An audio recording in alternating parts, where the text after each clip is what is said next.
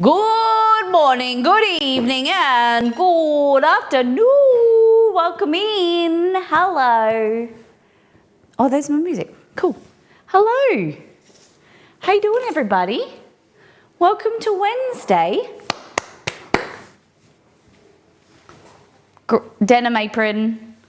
I put like things on it to make it a full apron again. How you doing? Nice bling. Thanks. It's going to take some time to get used to because this moves around freely and this is very strange, like having something tight. It feels like a lackey band, like a hair lackey. But it's going to take some time to get used to. But I like it. I like having more jewellery. I've wanted to get some more jewellery for some time, but then I also been thinking that I won't be able to wear jewellery in the, I'll be having to take it on and off in the bakery. So we'll see. We'll see. I'm doing good. I'm doing well. How you doing? Welcome back, Hells Bells. Kimmy, welcome back. Margot, Lizalicious, Nito. Who else is in chat? Give me a holler. Good morning. Welcome to Wednesday. Recovering from Monday's big stream with Belgore, and let's go check it out. Let's go back to last time on. We did our 5-year stream anniversary, partner anniversary, 5-year partner anniversary. 5 years of being a partner. We did some giveaways, 5 giveaways for 5 years. We had a lot of fun. I hope you enjoyed it. It was a lot of fun on stream. So we started with, oh my God, look at that angle. Oh my God. Belgore and I did challenges, competition between like sibling wars. It was a bit of fun and a lot of stupidity, a lot of mess. A lot of, what was I thinking? I sucked at Connect 4. I cannot believe I lost at Connect 4 too. I was so stressed of not thinking of putting in the 2 positions that I didn't even see that I could have won twice. We made a BLT, which was delicious. Belgore ended up winning. We received $99 in tips, 9,915 bits. 17 subs, resubs, gifted subs, and some people new in the form of follows. So it was fantastic. Thank you for being around. Maybe you can clip them onto your apron. That's a good idea. Clip my things. $99, GG all. Yes, that was very cool. So focus on keeping him from winning that you forgot about winning yourself. Yeah, that's totally it. We're a little bit competitive. We get on really well. So it's really great to have him on stream. We'll always pay money to make your life more difficult. You guys ruined my life with the mystery box challenge. It was so much fun. The mystery box challenges were so cool. Thank you to so many of the mods, Nito especially, who with the ideas of the sabotages and she put it in the stream. Sheet that we've got, and it just reminded me of all different things that we could do to help and hinder, and the mods were fantastic as always on stream on Monday. Belgore has said that he is keen to come back on streams, so we're hoping maybe he can come next week, and he's going to teach you how to make gnocchi. I'm going to make some pasta today from scratch, and he said he is an Italian, a trained chef, but he worked a lot of time in an Italian restaurant. So he's keen to make some gnocchi if you'd like, or I'll talk to him about what he wants to do. He can lead the stream and I'll just control the camera angles for him. Aww, gotta make it a hunch. Thank you. Thank you, Nito. Appreciate that. Yum gnocchi, yeah. So today we are going to be making some pasta, as I promised. We're going to make this pasta recipe that I think Liz recommended. It's like a caramelized onion pasta. And I thought to myself, I don't think I've got any pasta, so we're going to make some from scratch, make some spaghetti. And then I was tossing up if I wanted to do tres leches cake or something else. But we're going to play it by ear. We're going to let inspiration hit us. I have some guanduja that I found in my cupboard. So I melted it down. It was like a little bit older. So I melted it down to see what it tasted like. And it's actually quite yum. So I thought that the guanduja is kind of like, it's like the hazelnut praline that if you've ever had Gillian, I think they're called Gillian seashells, the chocolate seashells. I'm sure they're worldwide. That's the filling. This is what the filling is filled with. It's a miniature guanduja. This is the viral TikTok recipe, I think. Oh, is it? For caramelized onion pasta? Okay. I love when you guys tell me about the viral trends at the moment. And speaking of the trend, so what I was thinking is I have knefe here. Not knefe, katifi, which makes knefe. And this is caramel, cooked down to make the viral pistachio Dubai chocolate that we made last week. And I thought we could try a variation of it because some people don't like pistachio, so I was thinking maybe a hazelnut version, or this is hazelnut as well, but hazelnut or peanut butter with the katifi. So this is basically like phyllo pastry. It's like really thin shreds of phyllo pastry, and then you break it up, and then it's all crunchy. It's really yum. It's really, really yum. So the rest of it's frozen, and I'll show you what it's like. Oh, I'm not 100% sure TikTok, but I know it's a viral recipe. Okay, cool. Before we continue, we're going to do a deep dive into Discord, show what the community is cooking and eating. If Exceed can hear me, he might post the photos of the pizza that we had last night. Wait a second. I thought you were the one telling us about TikTok things the other day. I did, and no one knew what I was talking about.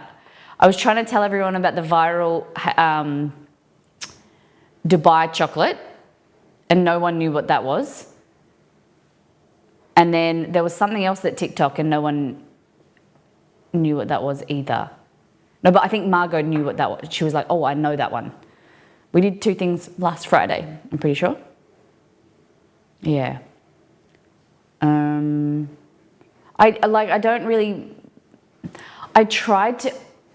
feel like TikTok is way more addictive than Instagram. Like I watch Instagram stories. I don't really watch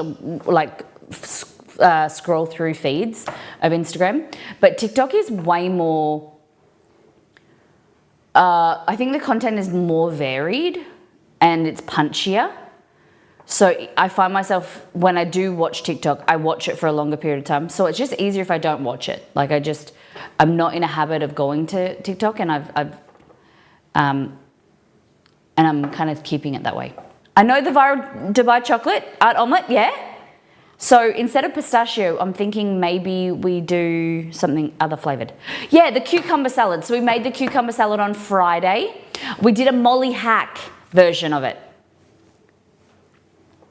Molly, would you like to use my World of Warcraft code from Monday? I won't use it. We can redraw it if you want, or you can find someone else. I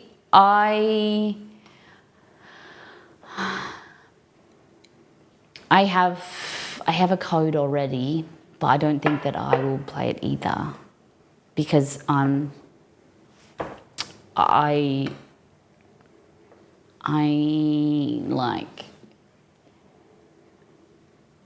I'd like to, but are you sure? Are you sure? You just don't want to pick someone? Yeah, like I liked playing a World of Warcraft, but it's kind of like for me, it's a time suck, and I would want to play it. But I don't want to I would want to play it with Exceed. I wouldn't want to play it by myself. But he's enjoying his time. Delicious. Hey Raji. He's enjoying his time playing by himself. I don't want to be like, hey, let's steal your fun and play with me. So yeah. Talk about WoW. Could someone message me in Discord and tell me how to redeem the code because I can't figure out how to do it? Shay, so you want to go to the Battle.net launcher? And that's all I know. Like not in front of a computer. But yeah.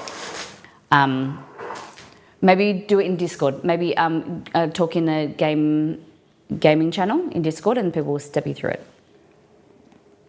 Raji, thank you for the 100 bits, 300 bits. Look, see, you're the first cheer of the week. So Monday, after Monday's stream, it resets. So you're the first cheerer of the week, the fresh new week. Thank you very much. But I think it would be good keeping it in Discord, like just that other people can see and like help out, and because other people might have the same query. Do you know what I mean? I like people doing things publicly, because then you're inspiring, or like you're teaching other people who might not know by kind of like osmosis. You know what I mean? Yeah. Thanks. That'd be great. All right, so let's do a deep dive into Discord, show what the community has been cooking and eating since Monday. What is this? Thank you, Roselli. Appreciate that. Green tumbly, rice and black beans, chicken and plantains. So I still need to find plantains, right? I think we've got a redemption for plantains. Yum. This chicken looks good. It's like fried chicken thighs. Yeah. That looks good with a bit of hot sauce. Yum. That's like a South American dinner. Looks like it. No problem. I hope you enjoy it. Been watching streamers with the new X-Packs play it. X-Packs. What's an X-Packs? Roselli, are you playing well?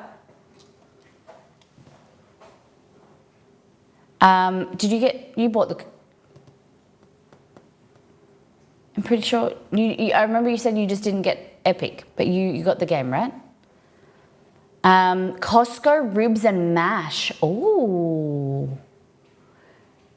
So Grumpy, are these pre-made ribs, or did you just get the ribs and then add stuff to them? The sauce and things. It looks really good, the mash looks really yum too. I didn't buy it yet. I installed a driveway. Nito Burrito, let's give the code to Roselli. Rosella Rita, she deserves it. If you would like to share. This is me very excited. No, I'm pulling rank and I'm saying from one mod to another. I'm giving it to you.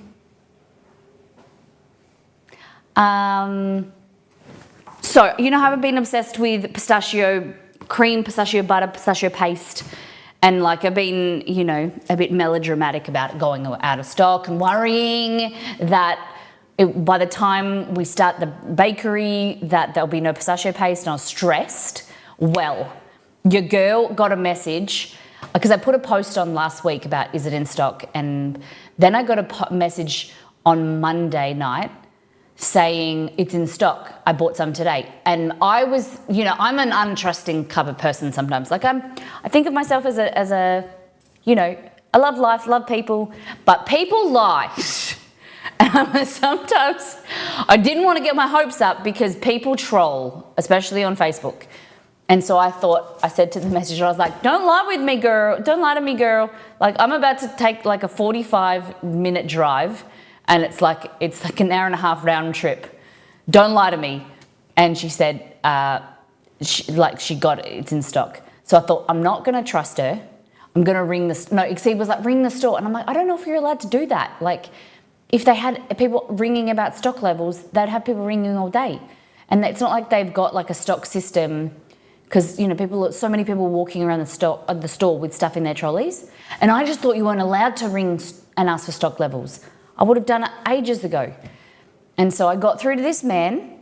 His name was Tamarin or something, and he didn't know it was. I said pistachio butter. It's actually pistachio cream, and he told me there was 1,000 units, and I thought, I can't wait. Like I can't sleep on this. What happens if the pistachio goes out of stock overnight?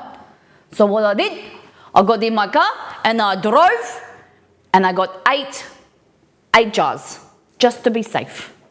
I got me 8 jars. My 8 jars of pistachio. I got some Nutella. Just 4. I had 6, but I just put 2 back. I got 6. And then I got some grass-fed butter and some eggs. You guys have got me obsessed with, because it's just so much easier to buy it pre-made than to make it yourself. It tastes better.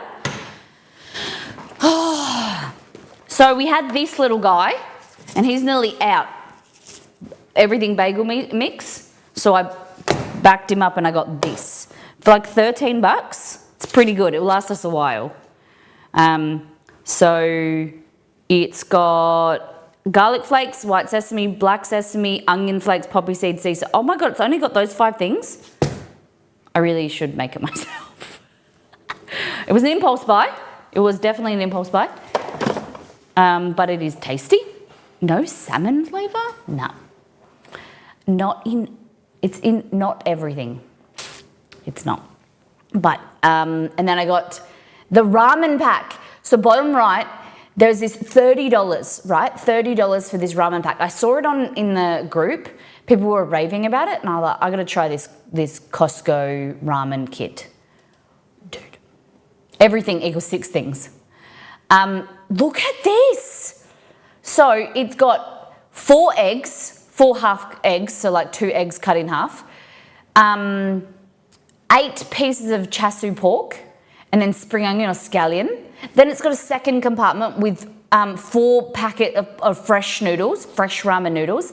And then at the bottom, it had tonkatsu broth. Oh my goodness. For $30, so 4 portions for $30. Guys, look at that. So the broth is there, and then there was the noodles, and then there was like the toppings. Exceed and I had it yesterday for like lunch. Oh my goodness, it's so good. Because you have to cook the noodles from scratch, or from with hot boiling water, and they are chewy. They are really good, and that broth is better than better than some of the Japanese places we've been. For $30 for 4 portions, we've had half. They're big portions.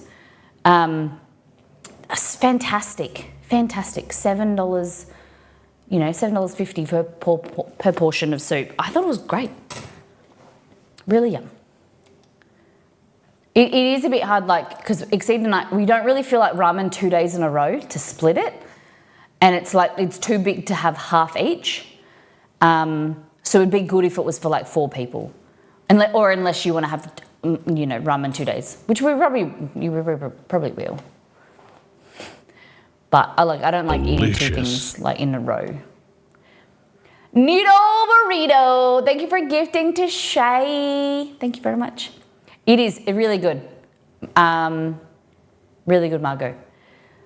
Oh, so he said, oh God, Kerry, repost that. Where's my laptop? Friend just dropped off her own house-made everything but the bagel mix yesterday. She made enough to fill a Makona jar. I'm not complaining. Amazing. Yeah, it's one of those things. I like buying something new from Costco, and then I'll probably, like the ramen, I'll probably not buy it again. But the option's there, Oh. Hold on. There we go.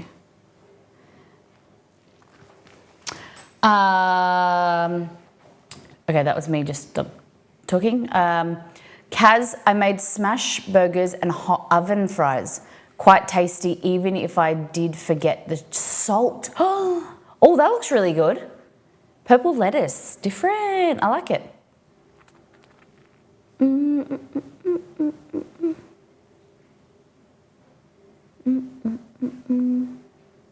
It's your 12-month anniversary, is it? Look at that. Great work, Kaz. And then chippies, those look yum. Very nice, great work. Thank you for sharing. I wouldn't go with the ketchup. Oh, but you got mayo underneath. Oh, yeah, that's better. Yeah. You must let me know what you think of. It's really good. Hell's Bells, it's really good. Saw it in Costco, but didn't like the look of the broth. The broth is like, so it's tonkatsu. So it's like, it's a lot of collagen and fat. That's why it's cloudy, but it's really yummy.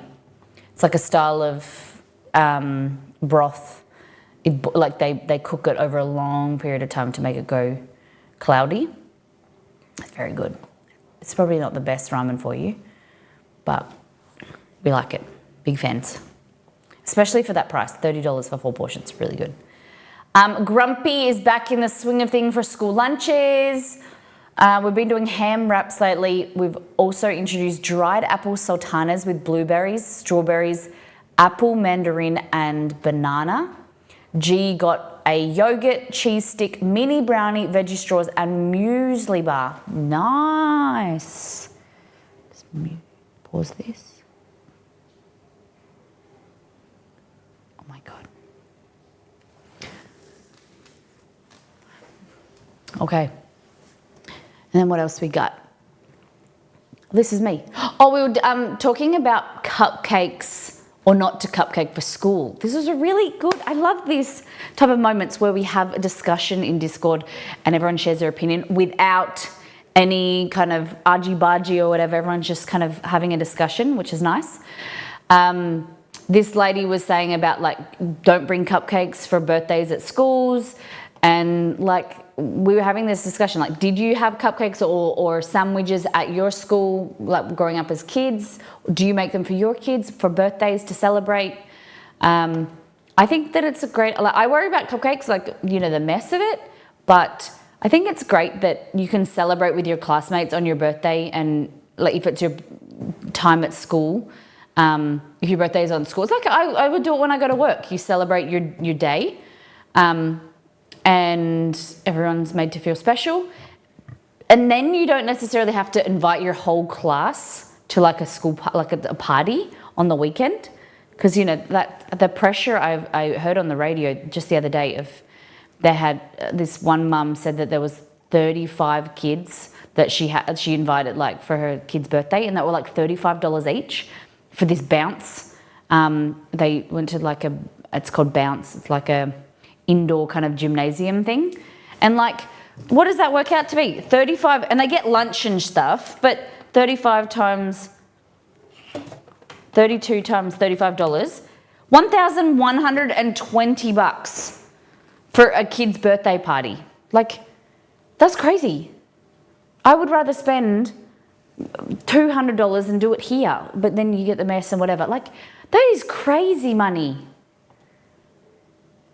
Or, you know, I would just have close friends and let's go to Bounce. Not every kid needs to be invited. Like, that's not real life. I say that now. I don't like, imagine if my kid didn't get invited to a party, but you know, it is real life. That's what you got to put up with, that you deal with, and yeah. We're going to do a mini bounce for G. We are looking at inviting 10 kids max. Yeah, $350. That's doable, right?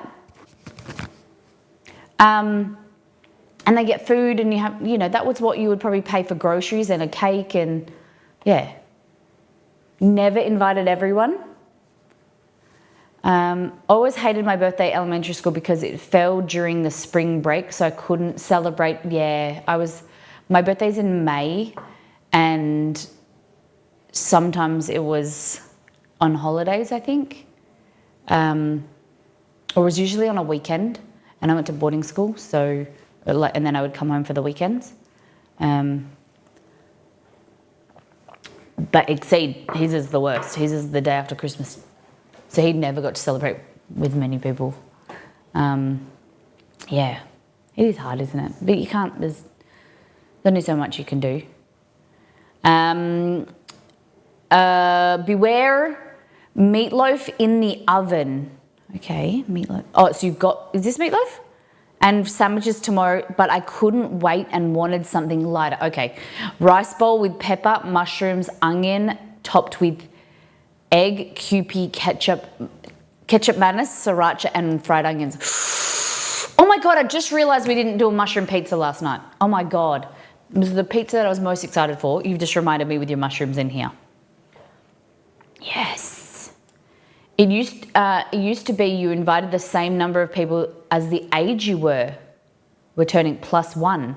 So a 5-year-old could invite 6 people. Oh, a whole class, I would never. I never knew that, 6 people, okay. We had to invite everyone in the class if we bought in invites, which sucks because I had to invite the bullies too. Ketchup manis, which is like thickened, sweetened soy sauce. It's from Indonesia, ketchup manis. I don't really remember birthday parties, honestly. I had maybe like 2 or 3 people. It was never like a big thing. Yeah, I don't really remember. I remember having one birthday party, and that's when I was probably 4, 5. I have a photo of it. That's why the only time I don't actually remember. I remember seeing a photo of it. Yeah, I think it was just like I would have 2 or 3 friends over. What about you guys? Did you guys have birthday parties every year, or what did your parents do? My parents aren't very they're always busy. Like we were working, and they're amazing in other ways, but they're just not very sentimental people in some aspects. I took on that role in to make people I would take my dad out to buy my mum's birthday present because I loved my love language is gifts. So I was the organizer from my house to organize for my brother, my mum's or dad's birthday. Even now, I messaged my brother saying, what are we doing for Father's Day? I like to organize things for other people so that, that someone else feels loved for them. Yeah, I just like gifts and gift giving, and I like to take control of that kind of, yeah. I've never liked the attention personally. I would have a close friend over for dinner with the family or go out with some close friends, still do that now. Yeah. That's the idea of having a wedding. I didn't really want the idea, the focus of the attention on us. So that's why we eloped. Definitely, same thing with House Bells. I like to keep things small and intimate. Scrambled eggs for breakfast yesterday. Oh my God, I realized how much food I ate yesterday. I had 3 big meals, or toast. And then we had 11:30, we had ramen. It was really good. All we added was extra spring onion, and I soft boiled an egg each and cut it in half. It was really yummy.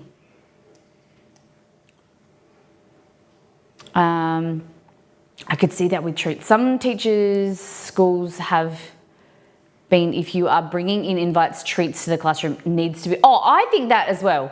If you're bringing in treats, it definitely needs to be for everyone. I think if you're going to do invites, you do it after school, after class. Or you give it, the parents hand it out,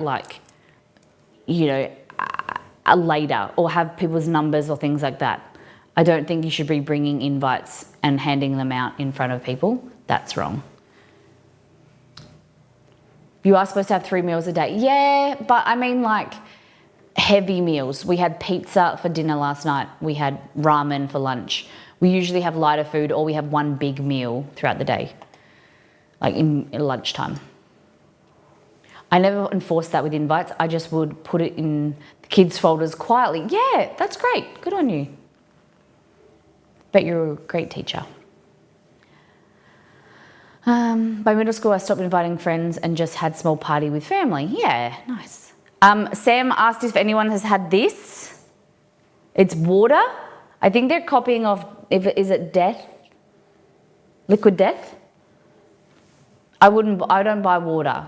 in general, and I only buy water if it's got a screw cap so that you don't have to drink it straight away. I would never buy water in a can. Never. What about you? 100% Australian spring water, thirst trap. Sustainable AF. And then it says, thirst making you thirsty. Saturate your sleigh with thirst trap. It's the drip. Oh God, keywords.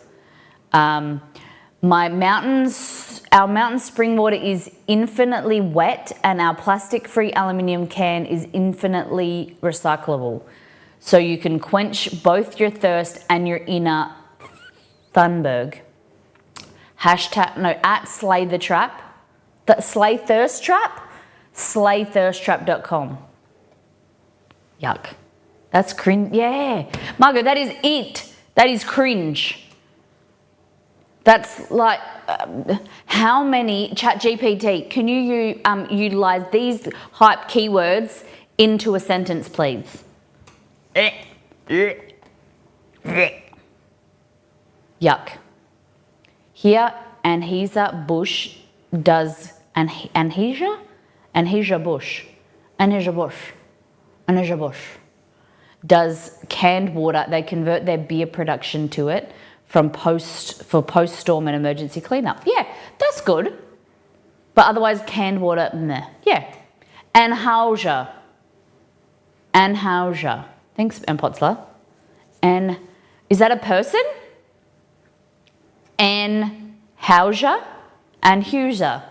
God, you guys are confusing. It was that's the last name. Anheuser.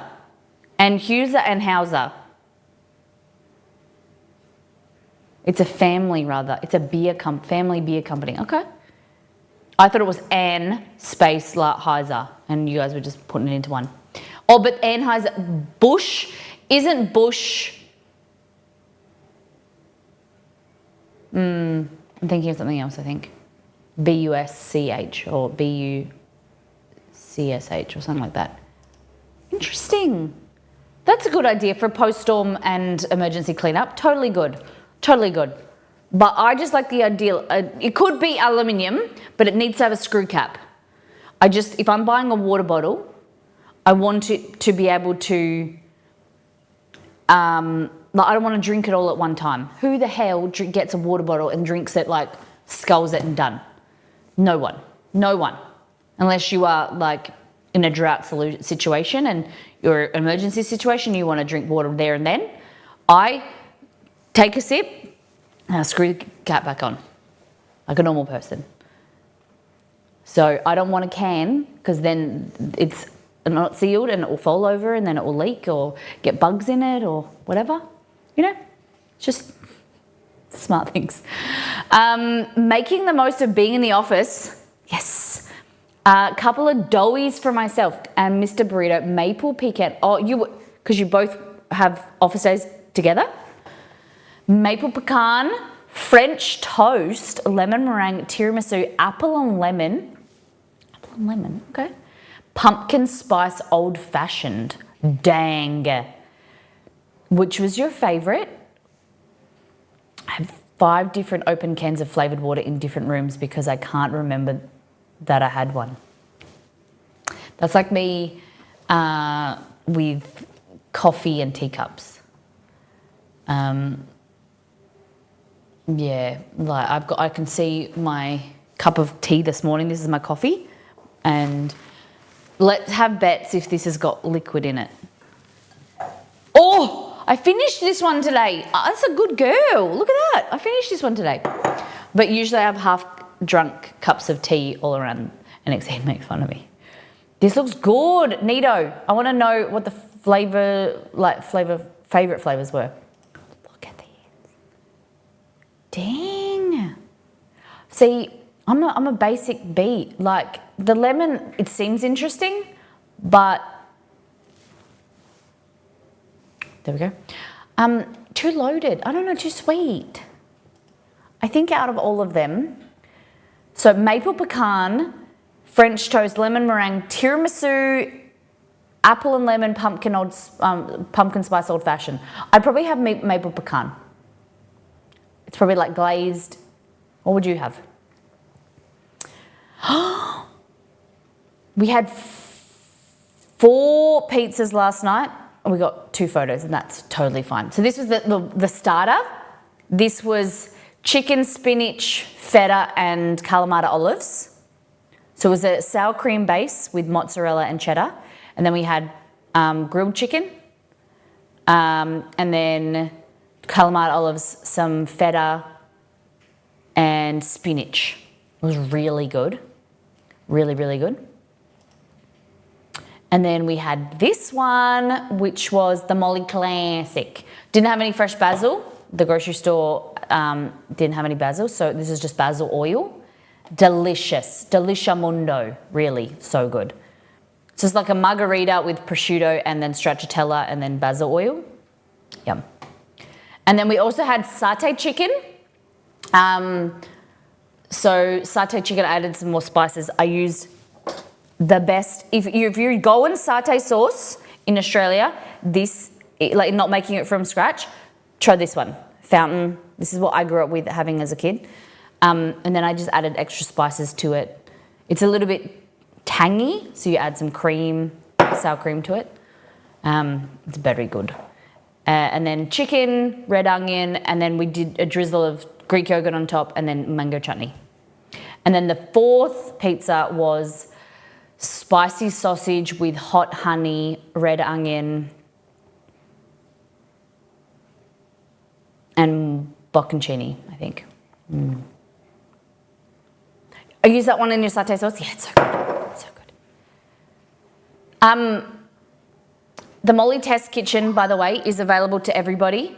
I took it away. It's not just a sub thing anymore. It's available to anyone. The recipes are in the Molly Test Kitchen. There's a satay sauce that you should try because I love that you guys sub, but sub prices are going up and I don't expect you guys to sub. If you would like to support, to keep supporting, if you want to put that, if you're, an auto like payment of the same amount that you were paying for a sub, put that into a tip, that would be fantastic.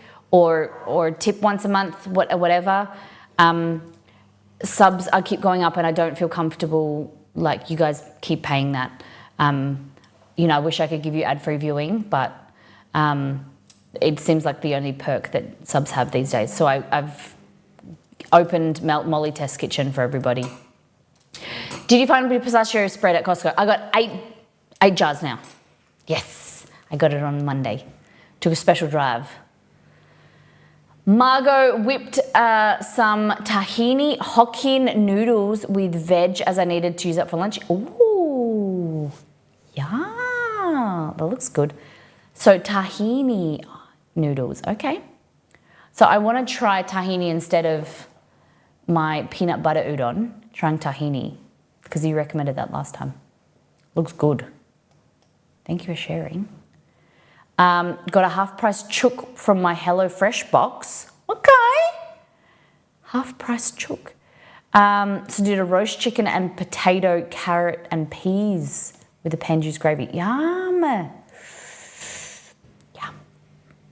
Yeah, to save money, I ended up having to drop 3 or 4 subs and just got Twitch Turbo to get rid of ads. It sucks.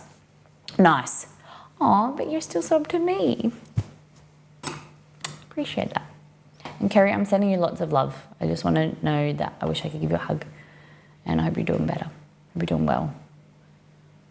I can't talk about it because I'll cry. But know that I'm thinking of you.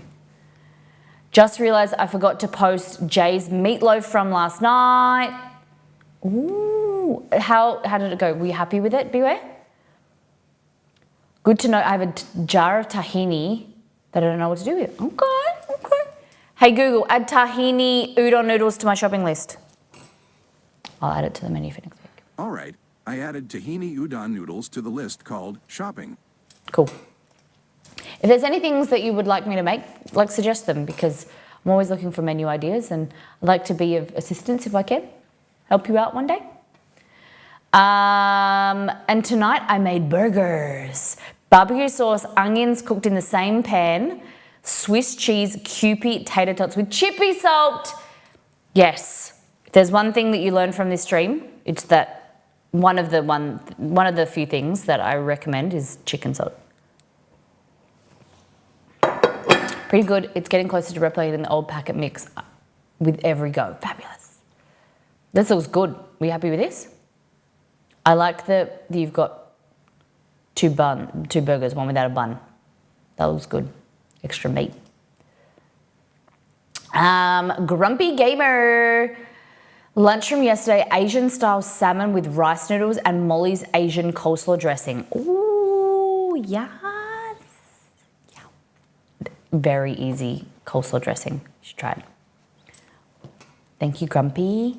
Thank you, everybody. Thank you for all your shares. All right. You want to make some pasta? I could drink that dressing. I only had 3 buns and one of the burgers was constantly smaller despite my best portioning efforts. I like that. So, okay, when I want to know about other people and other relationships, if you have 3 of something, how do you divvy it up? Do you give 2 to your partner and then 1 to yourself? Do you split it in half and do 1.5 each? Like, how do you go about portioning? Because it depends on what it is. If it's something that I really want, I'll do half and half. If it's something that I really, really, really want, I'll pretend that there's only 2, so we split it and I eat it on the fly real quickly. But usually it's 2 to exceed and 1 to me. Like, because he's a bigger eater or like bigger and I like portion control. Often it is 2 to exceed and then 1 to me. If it's something that I kind of am keen on, then we split it 1.5 each. But then if it's something that I don't think he'll like as much and it's not really for him, then I'll do 2 for me, 1 for him. But it's very irregular. Very, very irregular. It depends on what it is and how his day has been. Oh, I like that. That's very sweet.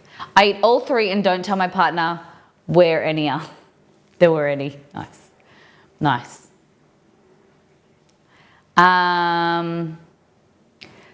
2 to Mike, 1 to me, and then I complain he ate all my food. the guilt trip, the slight little glances and I'm still hungry. But you got my food. I gave 2 to you. I would each get 1, save the extra for a lunch or snack. No, but it's something that you need to eat there and then. Can't do that, Raj. You gotta separate it. Like they need to be things that are like, there's 3 pieces of chocolate. Would you 1 each, 1.5 each? Would you 2 to 1? If it's chocolate, it's probably 2 to 1 to me. But sometimes I like. Or if you cut, like say for instance, you're splitting a chocolate bar and you snap it rather than cutting it in the middle. One side's half bigger than the other. Who do you give the bigger half to? Do you keep it? Do you give it to your partner? Usually it will be he gets the bigger half. But sometimes, like with the Lion bar last week, for instance, I got the bigger half and he didn't know.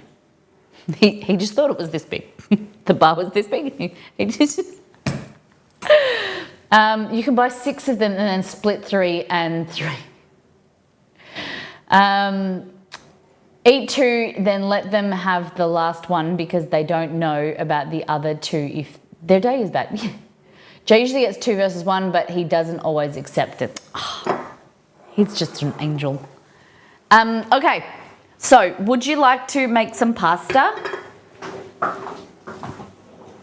We're gonna make pasta. Pasta. It's a lot and lots of fun. Look at the Okay, so Americans, you might not understand this because how many of you have brown eggs, chicken eggs? How many Americans have, or even if wherever country you're in, How many people have brown eggs? How many have white eggs? Look at the variation. So pretty. Look at that. I buy from local farms. But you get brown eggs, okay? So there's no difference between nutritional value between brown and white eggs. There's no like it wasn't a happy chicken and you're like white is chickens, sad chickens, things like that. It's just the variety of chicken. So like I have tan skin, you know, Exceed has lighter skin than I do. Or, you know, my Colombian sister-in-law, she has darker skin. It's the same with chickens. It's just the variety of the race of the chicken, basically. And they are just as good as each other. Look at that. Beautiful in their own way. Some have speckles, some don't. Some are a little bit more pink. Some are a little bit more olive tanned. They're all loved in just the same way. You just got to make sure they're large. We don't do extra large eggs. They're got to be large eggs. Okay? No jumbo eggs if you're, okay, this is if you're baking. If you're just boiling or poaching, whatever, you go for gold with your jumbo eggs. But when you're baking, you have to promise me, baking, you have to use large eggs, okay? Large. Large eggs make more accurate recipes because it's kind of industry standard in commercial kitchens, in baking recipes that you use large eggs. Things tend, if you go extra large, they have a little bit more eggy taste, they incorporate a little bit more air, a little bit drier in cakes, so large. Jumbo eggs and measuring cups. Kerry. Commercial eggs here tend to be white. I can only get brown or green, blue at the farmer's market. I've never seen a green or blue egg before, but I thought that was duck eggs that were that color. Amazing. You get chocolate eggs from brown chicken eggs. You can buy like extra large eggs now. The large are smaller than before now. They shouldn't be. Large eggs should be standardized. They're 50 grams. 50 grams. Yeah. Okay. So what we're going to do is we're going to all go to, first things first, if you haven't got it, it's $12 US, roughly, $13 US, the ebook. So go to MissMollyMakes.com. I'm going to flick to the pasta page. Oh, we could have cooked some more recipes from here. Wonton noodle soup, buttered chicken. Oh, we're going to make buttered chicken. Miso soy baked salmon, Parmigiana carbonara. We're going to, hey Google, add first things first to my shopping list. Spanish roast chicken. We haven't roasted a chicken in a long time. First things first. Creamy mushroom chicken. All right. I added first things first to the list called shopping. Winter warming stew. Crusty bread, tie knot rolls, knot rolls, wedges, potato salad, mug cake, banana bread. I think we should make a banana bread today. I think I've got frozen bananas. Okay, so the things you're gonna need is 3 large eggs. So we're gonna steal one from here. And that's our 3 large eggs. We're gonna put this back. Hey, Aquatic Moon. JJ. Welcome back.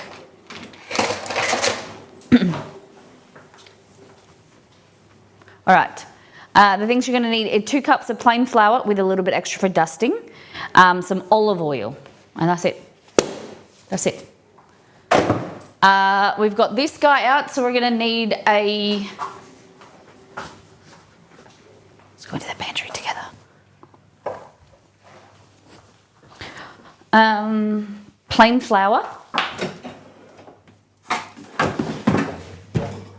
And this. Oh, it's so tall.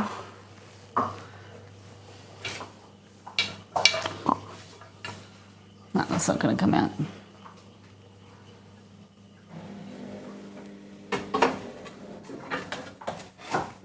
I'm just just pushing it to the back. Damn it. Love working from home. You get to catch all the streams. How often do you work from home? How often? We'll take the whole thing. We're gonna make spaghetti today.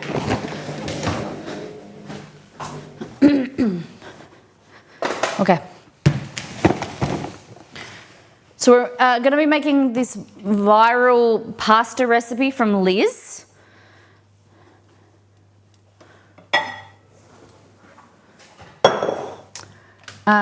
So it's caramelized onion pasta, but first we're gonna make some pasta. So into here, this is the time that you can use cups. Go for gold, use cups. We don't need to be too accurate, it's more about feel here. So we're just gonna scoop the cups. One. Would you like me to do this on the bench like a true Italian mama? People seem to really like that.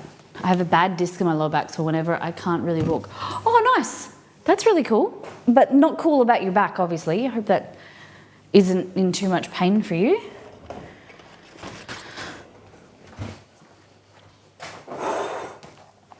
It's a bit chilly this morning. Is it getting warmer, getting colder in your country? What's the weather like?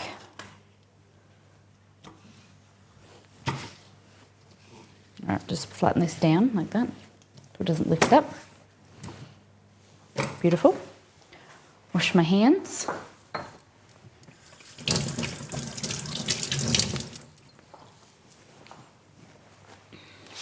Oh. Okay. We're gonna do it. It's like Mollyception.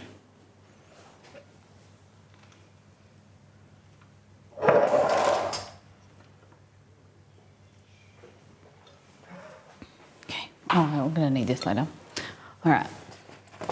So we're going to season with a bit of salt. Here we go. Brisbane is getting awfully hot. We've had some nice weather yesterday. It's feeling like spring, which is my favourite time of the year. All right, so we're just going to do this. We're going to make a little hole in the middle. I'm going to take my ring off because gross. I'm getting in. You can wear gloves if you want. Okay. And then crack in there.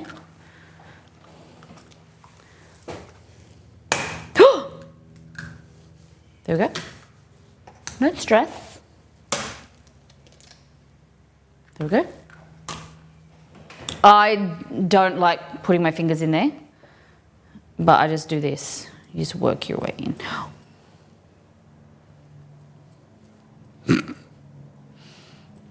You meant to like keep it and work your way out, and it's neater, but fuck.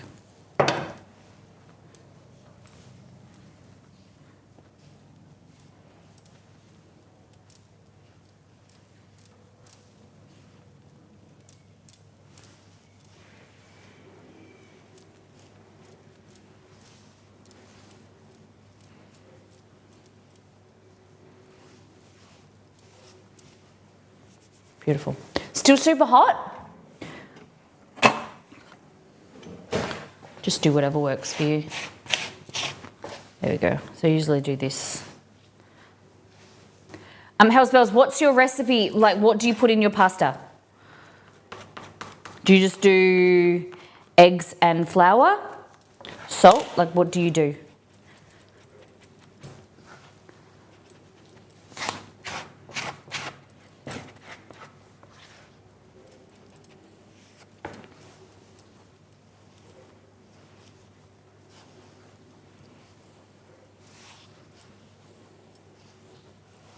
And then just work it. Work it, baby. Hey Google, what's the weather in Mandurah today? Today in Mandurah, it'll be partly cloudy, with a forecasted high of 19 and a low of 15. beautiful. Currently, it's 15 degrees and mostly That's cloudy. perfect weather. Oh my goodness. I might go sit outside and work outside today. Oh, that is fabulous. 1 egg for every 100 grams of plain flour, but ultimately, but lately I've been adding semolina as well. Okay.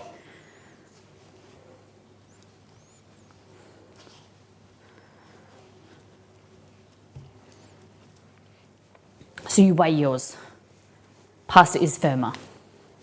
Yeah, that's what Belgor has always said. Like, some people make really soft pasta dough, and he's always said that when he learnt to make pasta in the Italian restaurant, he always said that it's meant to be firmer. The dough is supposed to be quite dry.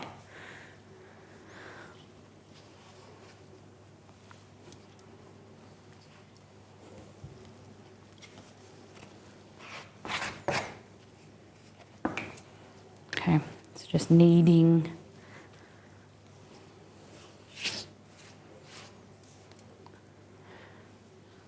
Room Crusty, welcome in. We've been streaming for just over 1 hour. We've done last time on all things food. We are now starting some pasta, homemade pasta from scratch. So in here we've got 3 eggs, 2 cups of flour, and some salt. That's your 30-second recap.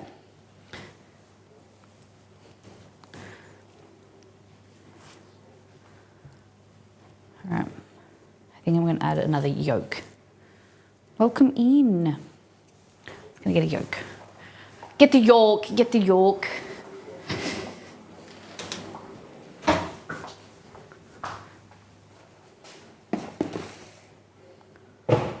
Homemade pasta always makes a mess, yeah.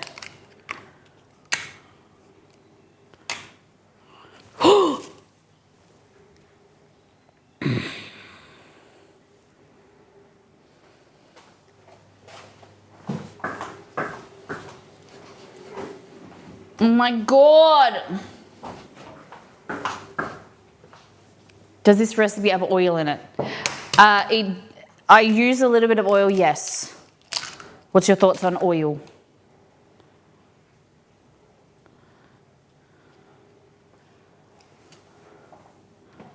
Look at that.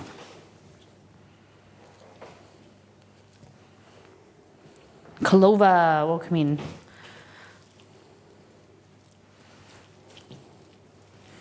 So it's just going to give some extra richness and some moisture.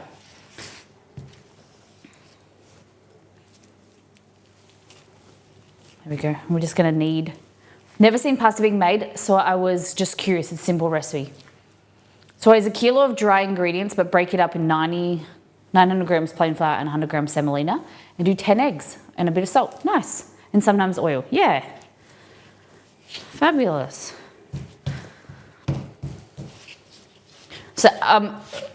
So fat is going to add richness, and it's also going to add softness to the dough. And so fat could come in the form of a yolk, or it could come in oil.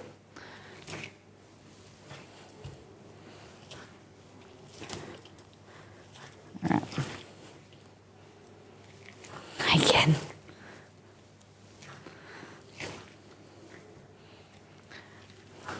Yeah, it is. It's nice, isn't it?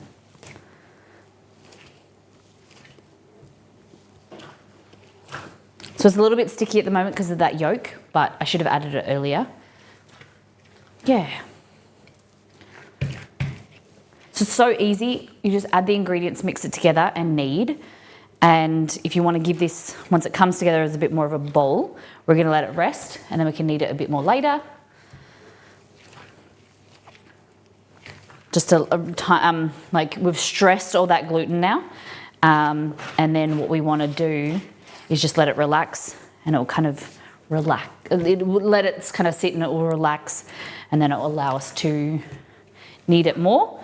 And it will also start to, the starch in there will start to swell and absorb the moisture that's in there. One of my favourite bands is coming to Australia on tour. What is it? So it's really easy to make your own recipes.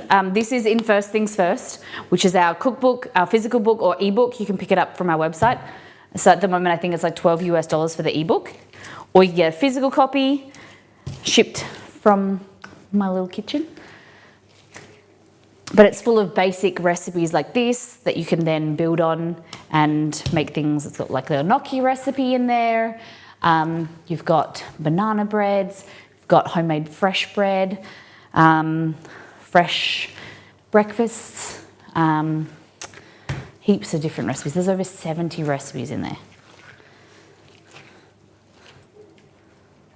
All right. So it's coming together.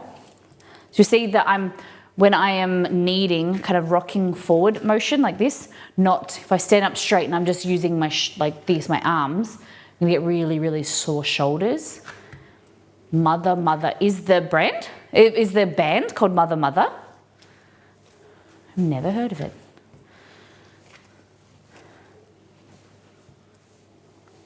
All right. I'm gonna pop this into here. I'm gonna cover it. I'm gonna wash my hands.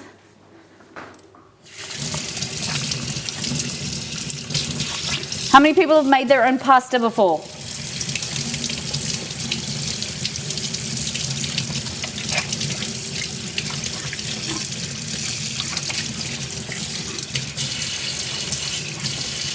Scrub me fingers.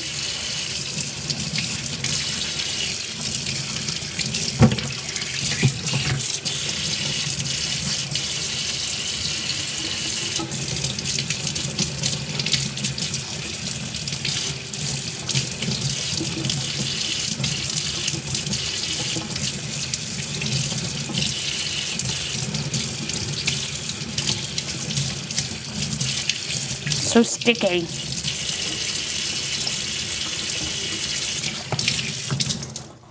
Okay.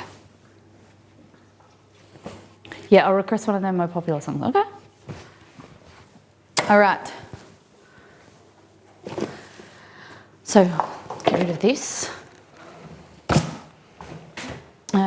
Keep this here. Just want to flatten it out.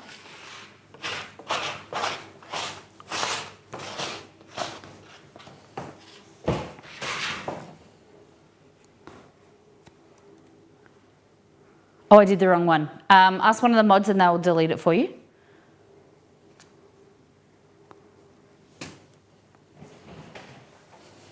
Oh, crap. Okay. So we're going to need this guy.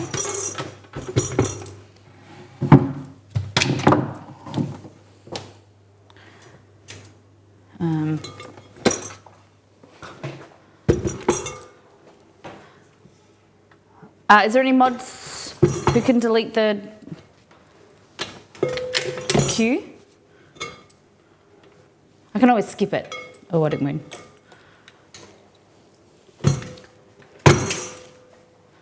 I can always skip it, it's all good. Okay, so we're gonna start with the pasta roller first, which this is like lasagna sheeter. It's gonna go in like that.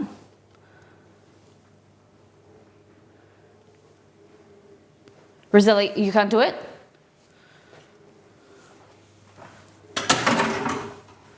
Hey, Kibrin, welcome in. Looking forward to seeing the pasta. Yes, me too.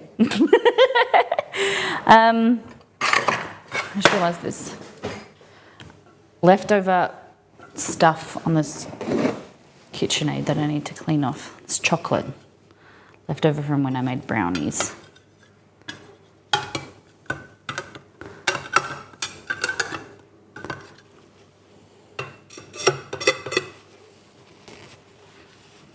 Brownie batter gets everywhere.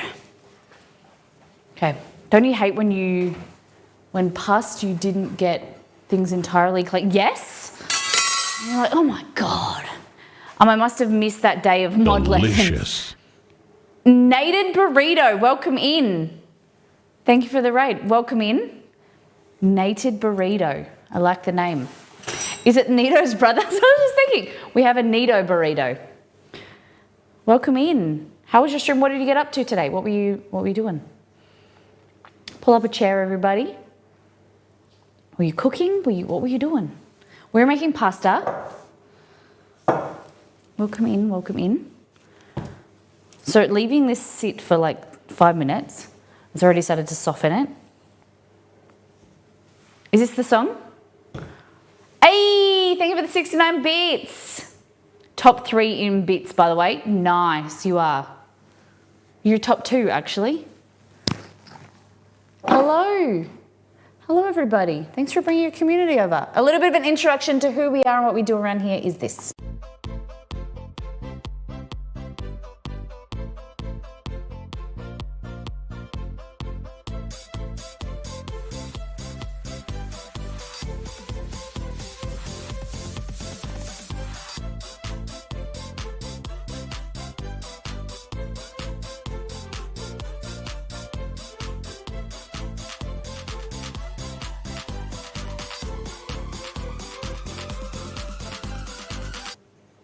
Hello, welcome in. That's lit. Thank you. Thank you. So we're a cooking stream here. All we do is food related things, food fun fumbles. We stream Monday, Wednesdays, Fridays. So if you're in North America or a different time zone, it's Sunday night, Tuesday night, Thursday night. We recreate different food items from games, TV shows or movies, or just do simple, delicious foods. Yeah, cook foods together, teach, learn. It's a bit of fun. Thank you for bringing your community over. Thank you if you're joining us for the first time, hit the follow button. Stream looks good. Love this setup and the theme. Thank you. What were you doing today, Native Burrito? What made you choose us? Thank you for thinking to come in here with the community. There you go. Latest cheer, Ryan. You're there. Don't answer my question. What was your question? What was your question? I just got a new grill. Heck yeah. Made some carne asada and shrimp tacos. Delicious. Okay, question though. Are you corn or flour tortilla man? Human.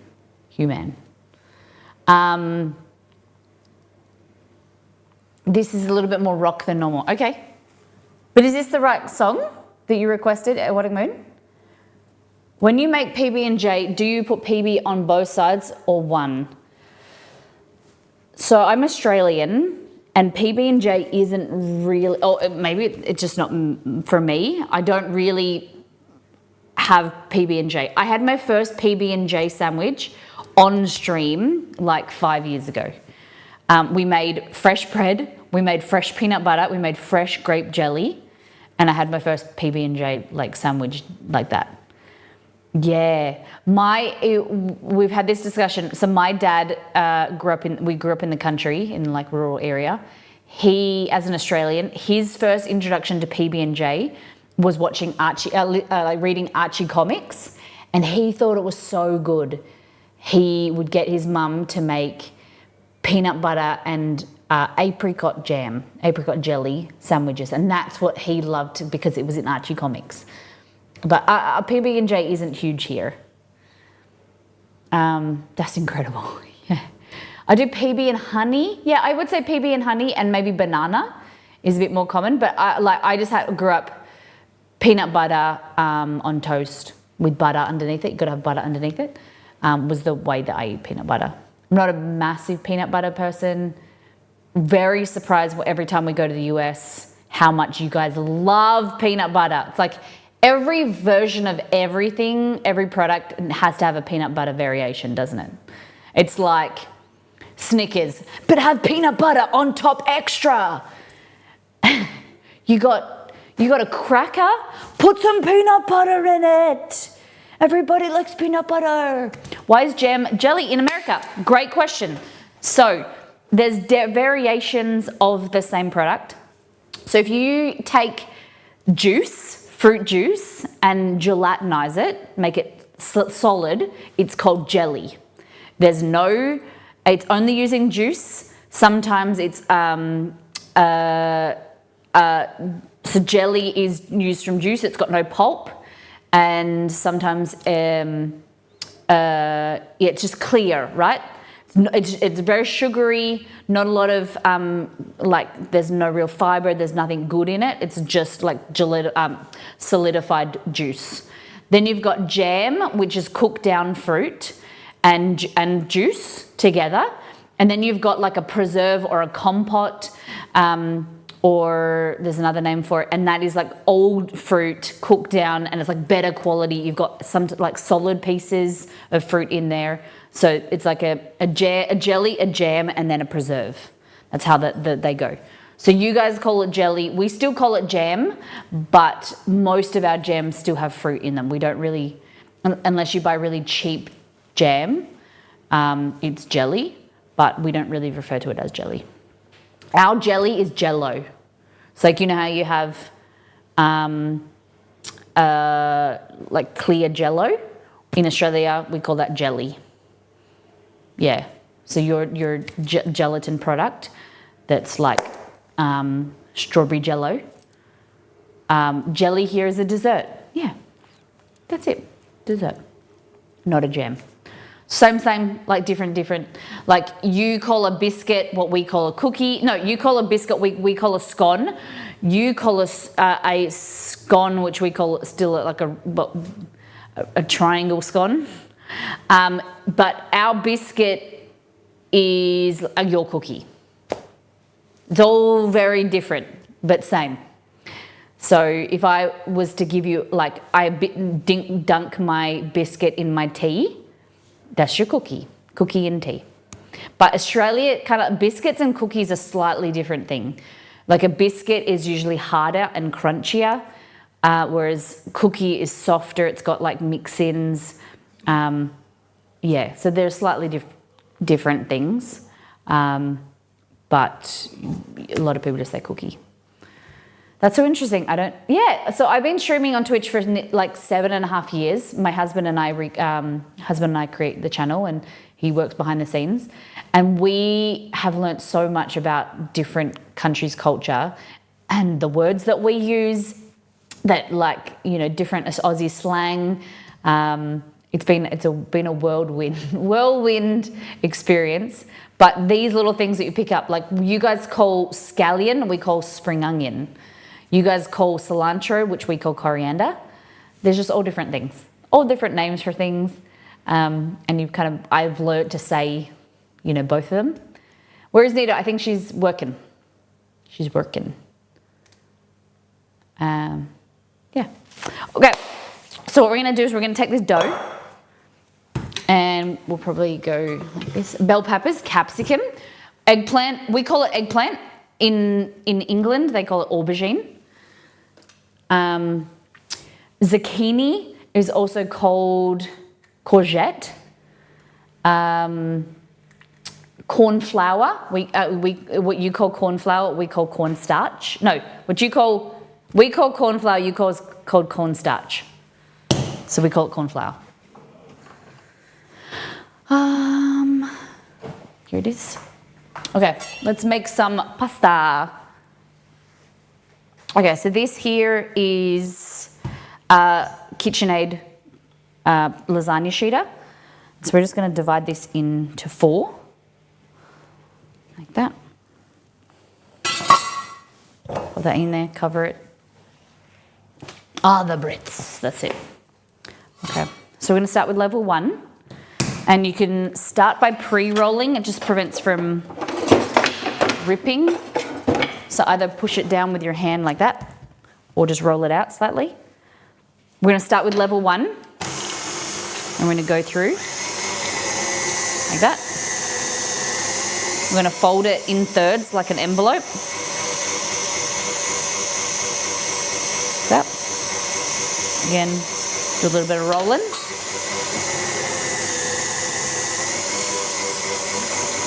Chips, yeah, fries, chips. We call, like, what you get in a bag, like Doritos, we call them chips, or like Lay's or we call them chips. Then the hot chips that you get from, like, that with McDonald's, French fries, we call them chips. A lot of chips. Okay, so now we're going to level 5. We're working our way up. So I started 1, 2, 3, 4. This is 5. Have you ever caramelized onion for an hour? Is that what you're doing today? And what are your thoughts on low and slow? Low and slow methods works. I'm going to show you a few tricks to how you can make caramelized onion in a fraction of the time.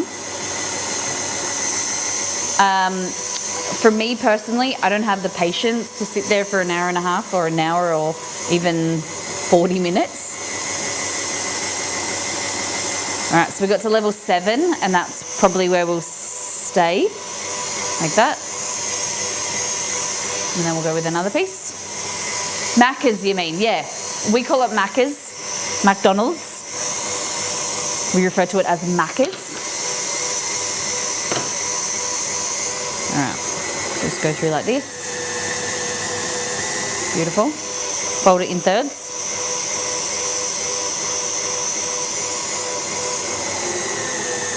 I haven't tried it, but I don't think I have the patience. Yeah, I getcha. This one's we're going to go through again.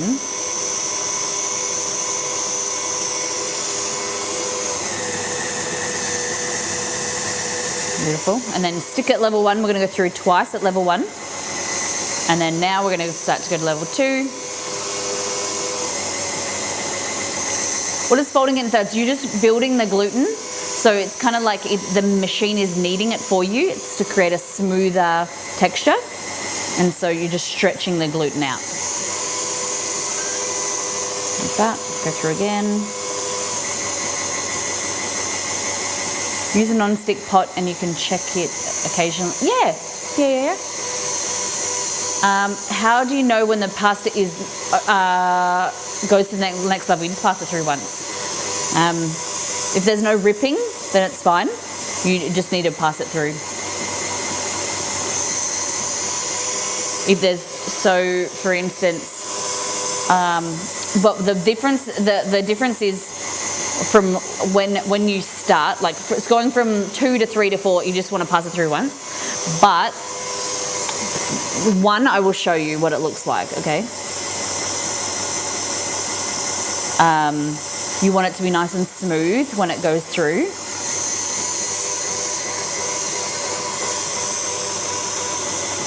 What's your favorite noodle for a red sauce, meat sauce that might surprise people? I like really thin pasta. I like angel hair pasta. That's my preference. I'm not a big pasta person. I really like thin, really thin angel hair because it just feels lighter and it has nice, like, picks up the sauce nicely, like a spaghetti. Or I usually go for, I don't like penne very much because I feel like they're hard to pick up. My favorite is like a spiral pasta. Okay, so this is what it looks like. We'll tap here, like that. All right. So I use a Elgato pedal. So hands-free, I've got things in my hands. I can switch pedals, hands-free, carefree, here, there. Okay, so exclamation mark Elgato. So see how it's ripping? Like that? Because I had it on the wrong level. We don't want it to rip. So what we want to do is we want to fold it like that. And we're going to go level 1. And it goes through. And see how with every like follow through, it's going to get smoother. That's when it is smooth, that's when we'll know that it's ready to go through to the next level. So it's still ripping a little bit. So I'm just going to fold it in half. About this way. Thanks, Liz. Like that. That's nice, looking good. Pretty good. And then I'm going to go through it a second time, just to make sure. Thank you, Roselli. So level 2. And then we're going to go slowly get thinner. You want to let it just drop into, you just want to let it drop. You don't want to pull it, let it pull. You just want to use gravity. So you hold your hand up here and then just follow it through like that.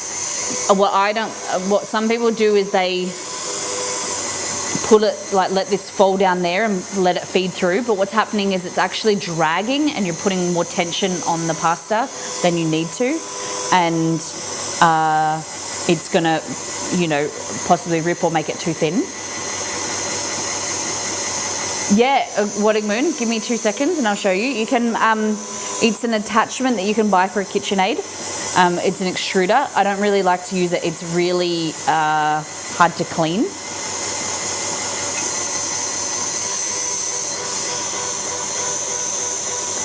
I'll show you. So we can feed this. So this is a really long piece. We can feed this through the pasta cutter, but then you're going to have noodles that is like that long, and that's just going to be uncomfortable to eat. So we'll end up cutting this in half, like that, and then your pasta will be that long. Cool? We just want to make sure that these aren't sticking to each other. And that is also a bit too long, so I'm going to cut that in half as well.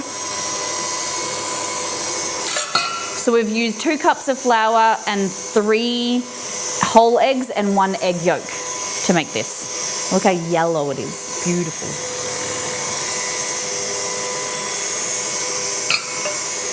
What I'm going to do, just get a bit of flour and just dust this. Flip it over, just so it's sitting on the clean bench and it's not going to dry out, and it's also not going to stick to my bench.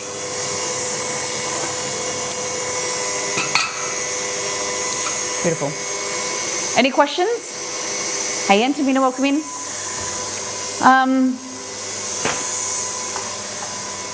Oh, I can't get it. Hold on.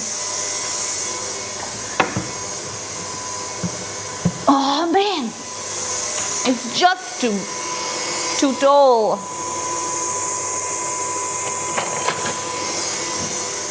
Okay.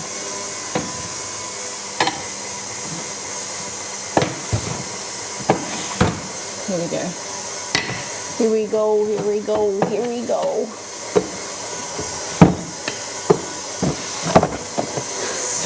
This is a pasta extruder. So, looks like that. And you put the pasta into this funnel. It's kind of like how you have like a grinder, like a meat grinder. You push it in there and it comes out through these holes. So you can make all of these pastas.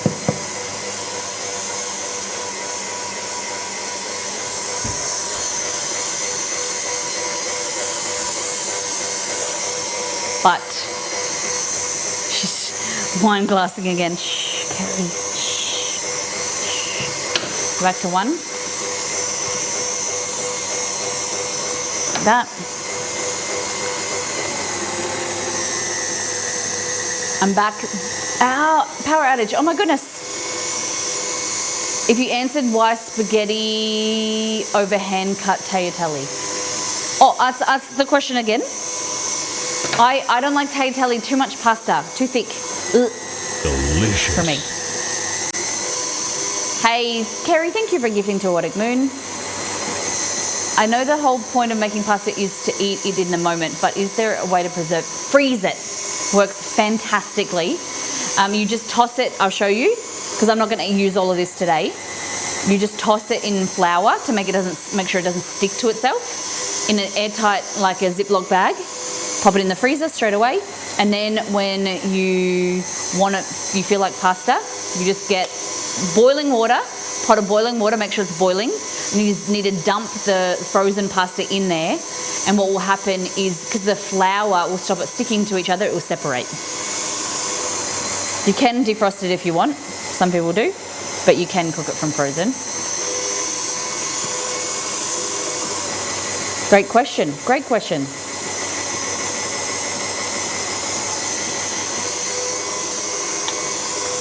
I'm back. Silly meetings. That's all right. Nito Burrito. welcome. And please meet our new friend, Nate Burrito. We just got rated from Nate Burrito. Nate, meet Nito. Your brother came to visit. Molly, heading to Pilates. See you later.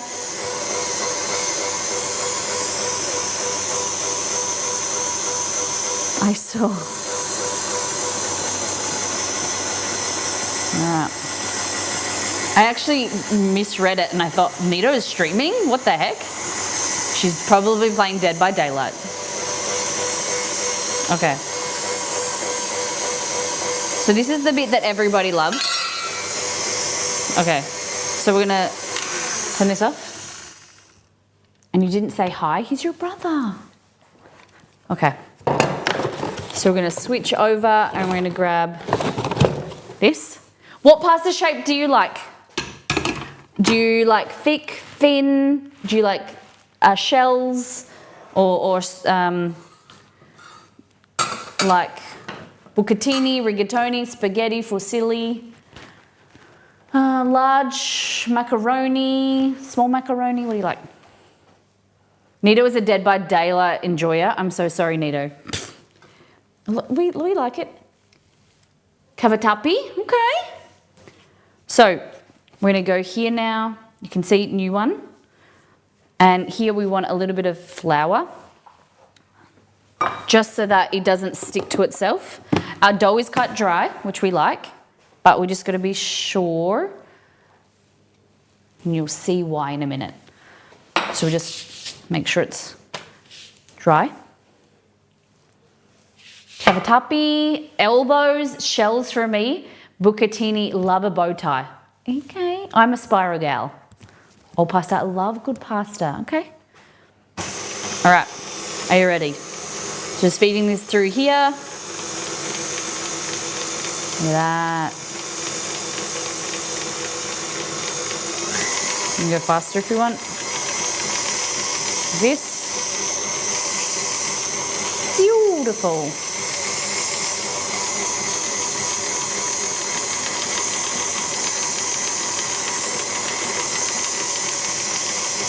And you just kind of add a little bit of extra flour and just kind of zhuzh it up like that.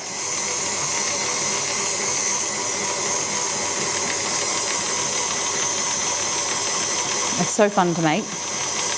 I would never, honestly, make my own. Oh, the other way of preserving it, you can dry it, like put it on a dryer like that and dry it. But I just freeze it. I don't have the patience to put it out and dry. I'm also worried about bugs and stuff. I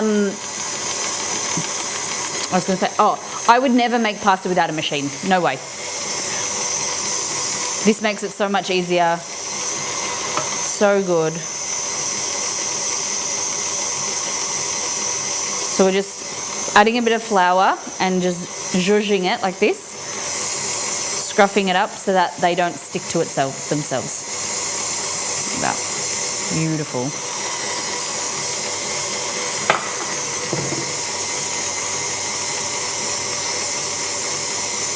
You can put them in little piles if you want.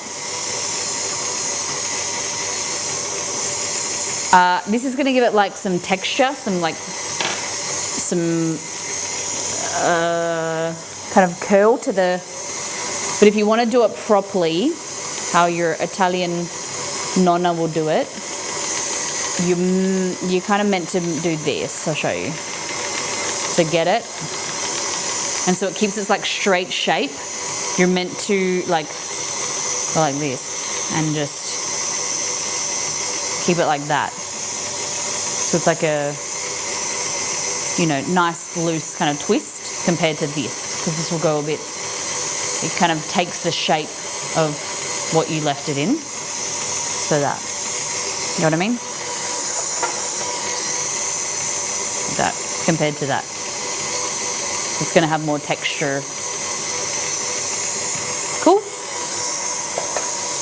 Okay, back to 3D printer work. I shall return. No wuckers. Ziploc bag almost lived its dream of being pasta too. It did. Why is that why boxed pasta is so hard? They hang it out to dry. Yep, exactly.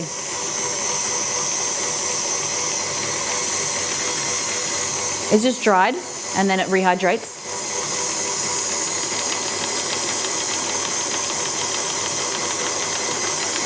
There we go. And that's your pasta.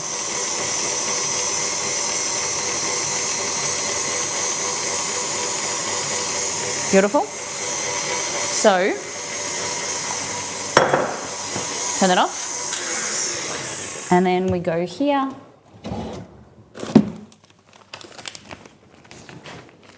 Bag. And extra flour. So then you just grab this and kind of just shake it like that. And then you can twist it however you want. Pop it in there. Like I don't care too much about these type of things. Like, I'm not a perfectionist. I think good enough in most things is good enough. It won't really taste, taste very different, like this compared to this. It's all going to go in the same bag anyway.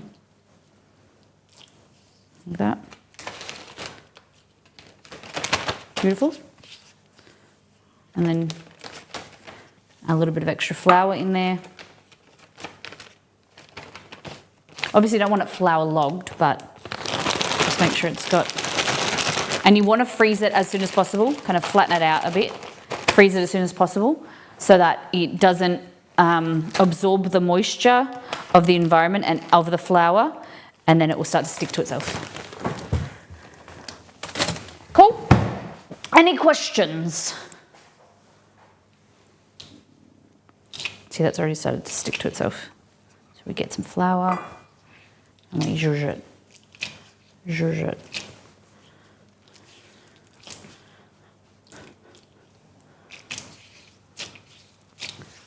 Beautiful.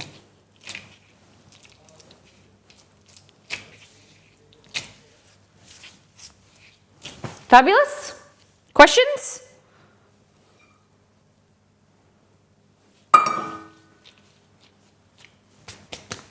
Easy.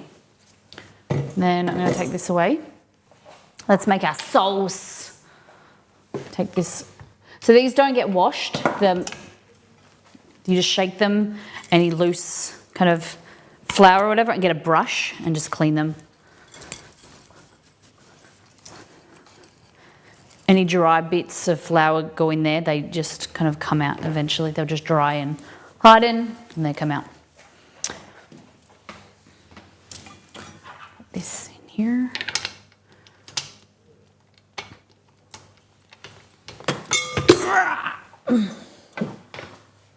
Okay, so for this recipe, we are making viral caramelized onion pasta. Okay, and this recipe is from the kitchen. No. Okay, so use butter. This recipe says to have sausage, but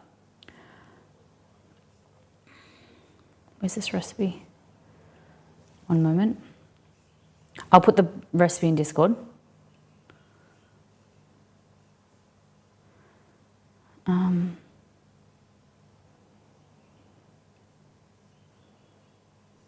A compact. Okay. So, oh my God, why is this website so bad?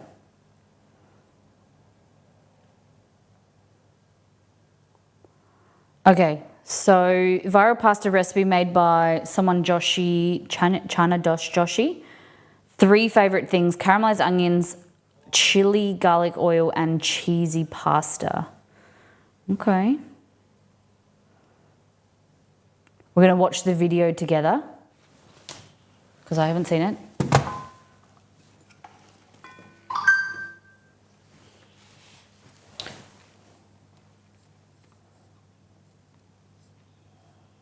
View profile.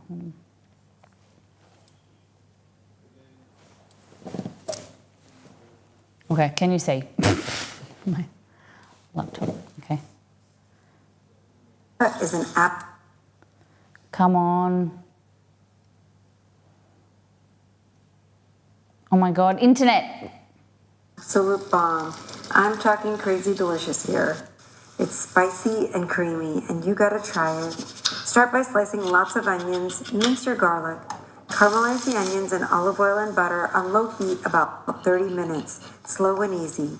In the meantime, cook your pasta in salt water, grate your Parmesan cheese.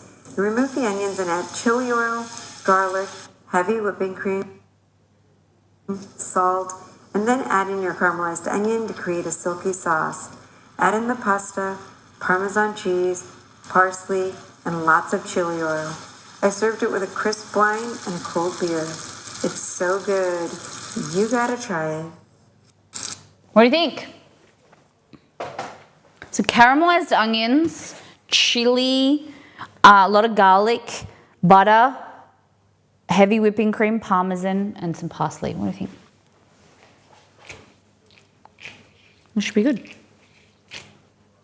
Okay, put this over here. It's a good thing about with the mat. Less mess. Sorry to them. Music back on.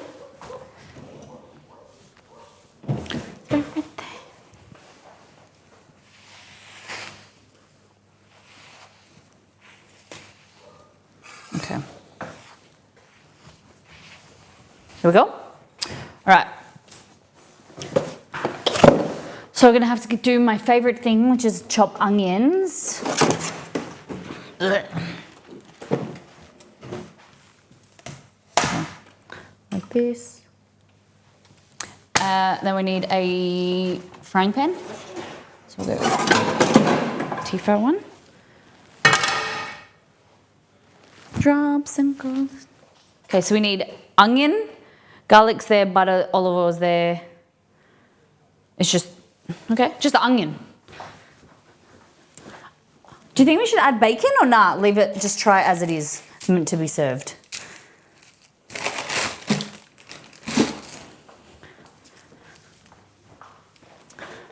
Okay, got 2 onions. Key to doing this is to give yourself some protection. Onion chopping glasses, the best. Clean them. Amazing.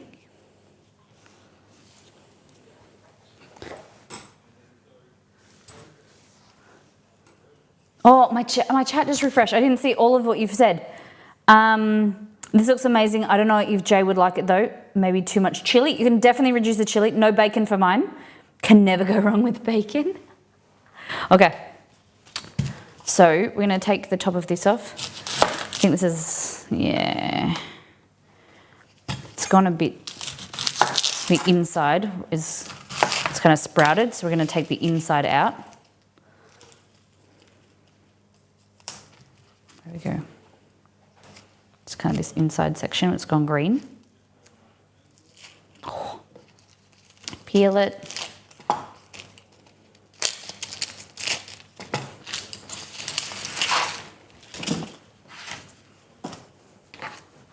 Okay.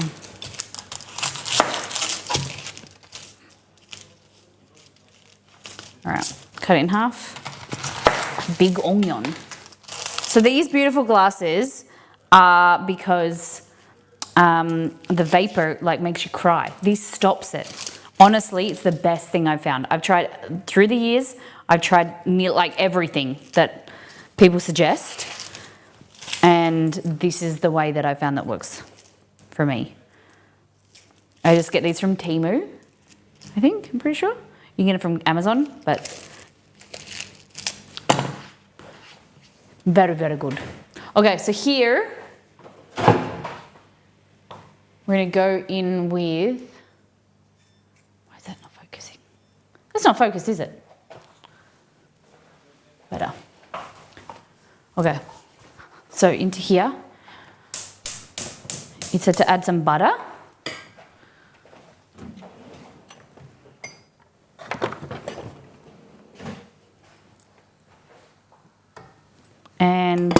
Also some olive oil. So this is for flavor. Adding butter to olive oil doesn't make the butter heat, like be able to, you know, the smoke temperature higher. It's just a flavor thing, okay? You mean sticking your tongue out like a goof isn't the best solution for onion eyes? I've never heard that. Never heard anyone say that. There we go. So we're gonna just slice this.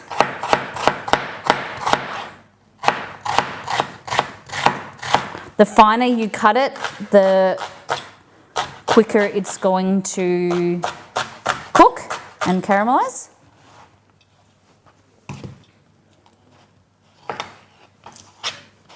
We're not dicing today, we're gonna slice, so.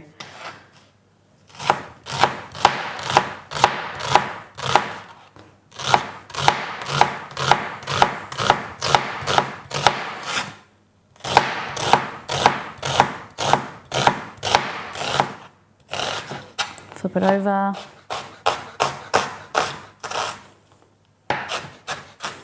Beautiful. I think we might have got too much onion, guys. Oh, this one's a strong one. It's going through my glasses. Whew.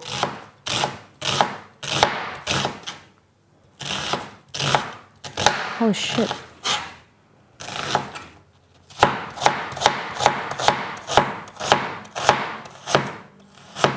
Beautiful. All right, I don't think we'll do that. Oh. Okay. So we're going to show you a little hack, and we can do a comparison side by side if you like. Oh. Something to do with the humidity of your tongue, absorbing whatever makes you cry. I've never heard that. Interesting. I would feel like I'd dribble. Okay, I'm going to show you side by side.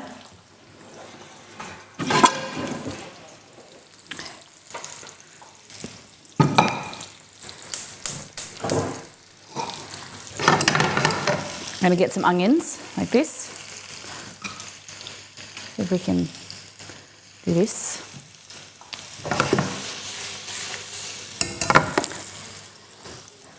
All right, so olive oil.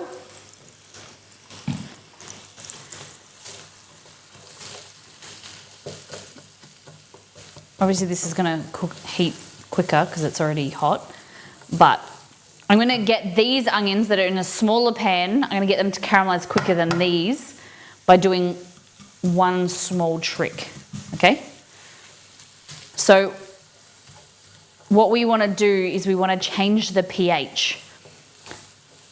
Hey Google, why does baking soda make onions caramelize quicker? On the website SeriousEats.com, they say, baking soda makes the onions more alkaline, which speeds up the browning reactions necessary for properly caramelized onions.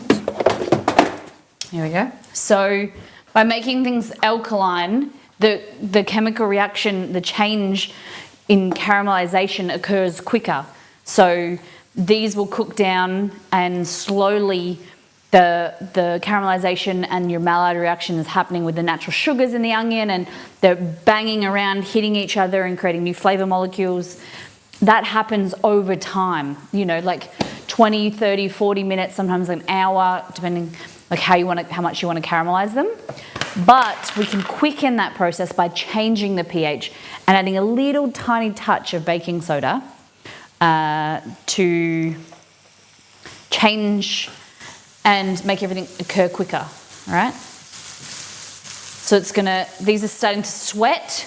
They're releasing their natural,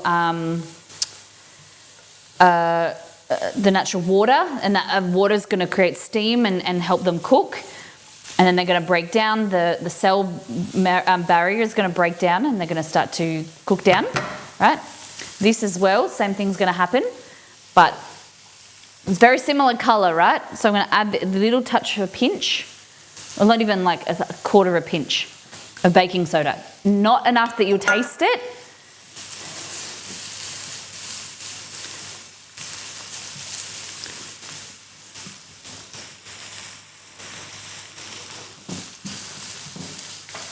Yes. Oh my God.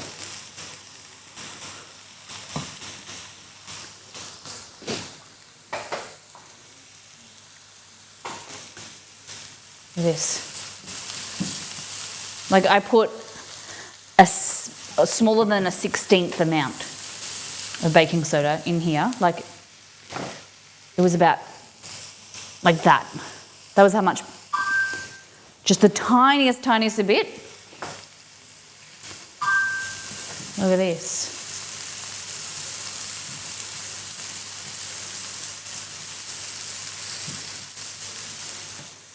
Still white.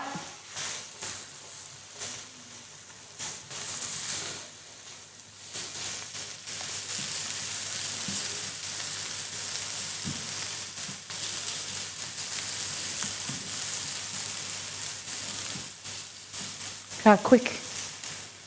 That's interesting, right? Yeah, it's all science, food science.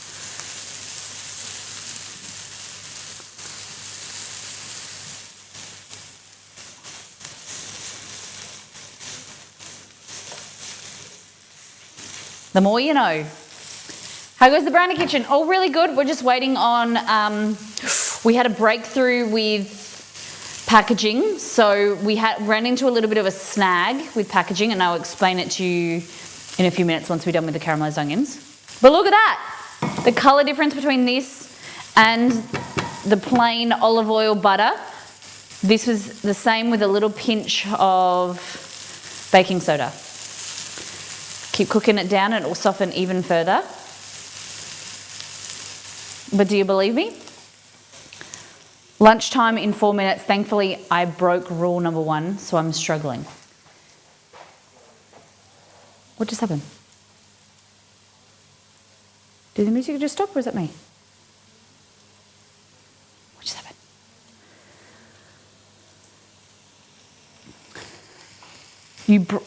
Thankfully, you broke rule number 1, so you're... Why thankfully you broke it? Look at that. Look how good that is. So, now the experiment's over and the explanation's over.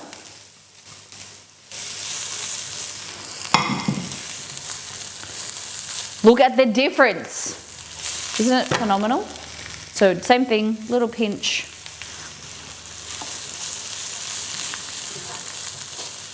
If you add too much, what will happen is the cell membrane will break down. Oh, Nita broke one, and the music. If you add too much baking soda, it's going to break down too much and it's going to turn into mush. So you only want to add a teeny tiny bit. It's still going to take time. It's just going to take less time than if you use no baking soda, okay?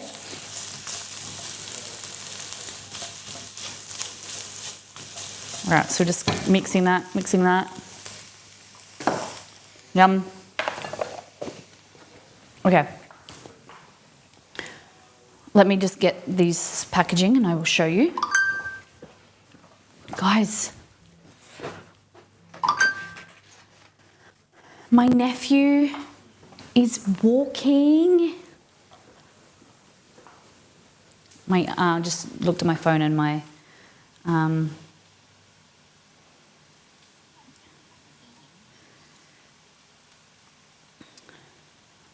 sister-in-law sent a video.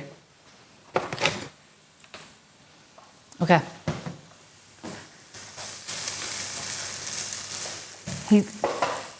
W walking, right? All right. What is the difference between caramelized onion and onions with brown sugar and balsamic vinegar? They're just different caramelized. Yeah. Thomas? Yeah. Okay, so this, for the brownies, this is the box, and then this is the insert that goes into the box. So if you've got 3, it would hold the 3 in place. The issue here is that, see this space on the sides? So this would fit without, it would hold 6 brownies or a slab, but to hold this, you need to make the box bigger to hold the 3. So when there was 6 or a slab, there would be room to move on the sides. So he didn't want to make this too thin because it would rip. So we redesigned the insert last minute last night, and we're coming up with ideas, and I designed this. So it's just a paper that then we will, cardboard that would then fold. So it takes up the room on the sides, like that. It'll take up the room on the sides, and then the box doesn't need to be bigger. So it just sit in like that. This will be the same colour pink. And then your brownies, 3 brownies will sit in there in the middle nicely. And yeah, so that's a big W last night. So we get the right size box, no movement, and it fits the 3 brownie slices nicely.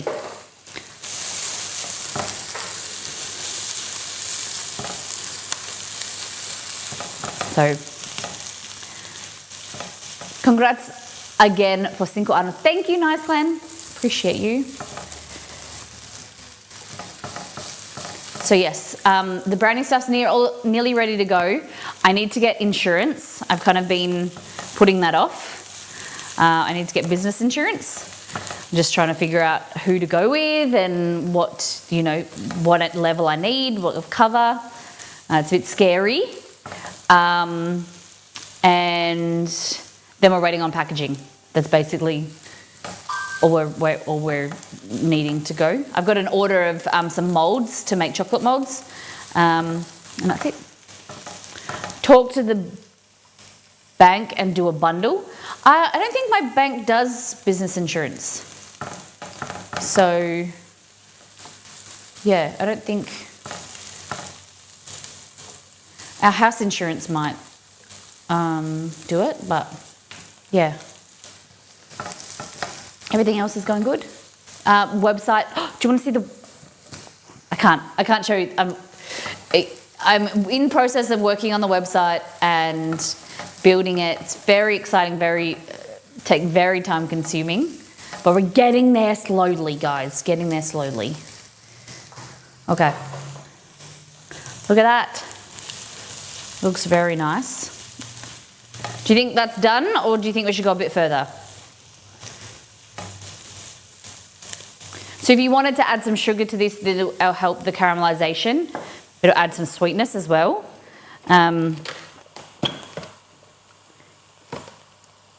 You could, like that. But it's not really necessary. I would just use the natural sugars in the onion to keep caramelizing.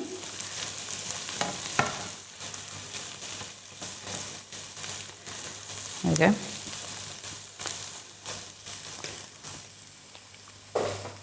Yo, I recently sent Furiosa, and I regret not seeing on the... You recently saw Furiosa? This is the Mad Max one. Is that right?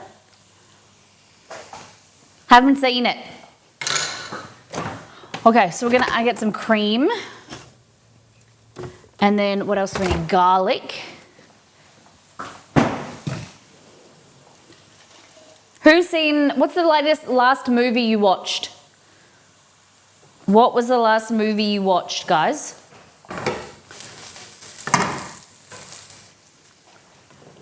Was it at the cinema? Was it at home? Mine was Despicable Me. On the weekend, Despicable Me 1 and 2. Yes, because I am a kid and I love kids' movies. And I love the Minions. So, It ends with us. What did you think, Liz?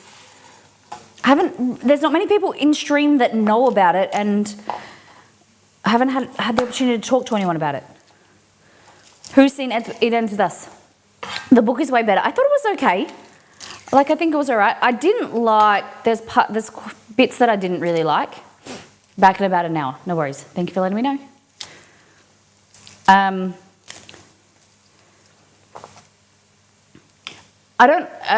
Does it go along with the book? So it's just, it's just like, like Harry Potter, the book brought to life type thing. For the most part, yeah. I don't like the marketing. It is a movie about some serious topics, and I don't think that they showed too, I think they could have done a better job to I don't know.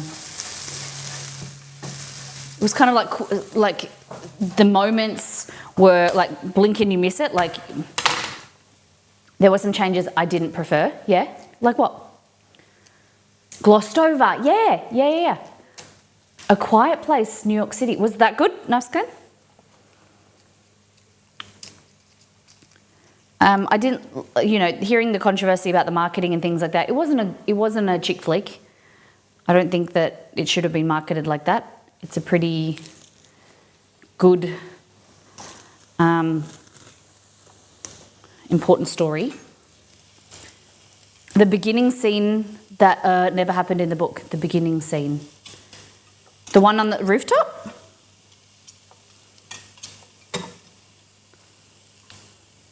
I'm trying to remember. Yes, it did. Where he kicked the thing.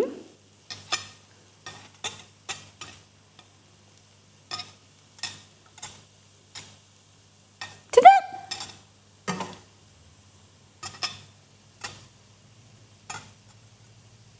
When they first met. But it didn't happen like that way. I read the book like a year ago, so. All right, so added garlic in there. My book club was talking about maybe going to see this weekend, but we're hesitating since we are book snobs. But when it comes to books turned into movies, okay. I'm definitely like not that. I think that it is hard to. I think it's harder said than done for books to be turned into movies because there's a visual element and, everyone pictures things differently. But I think they did an okay job. There's bits how I would change it.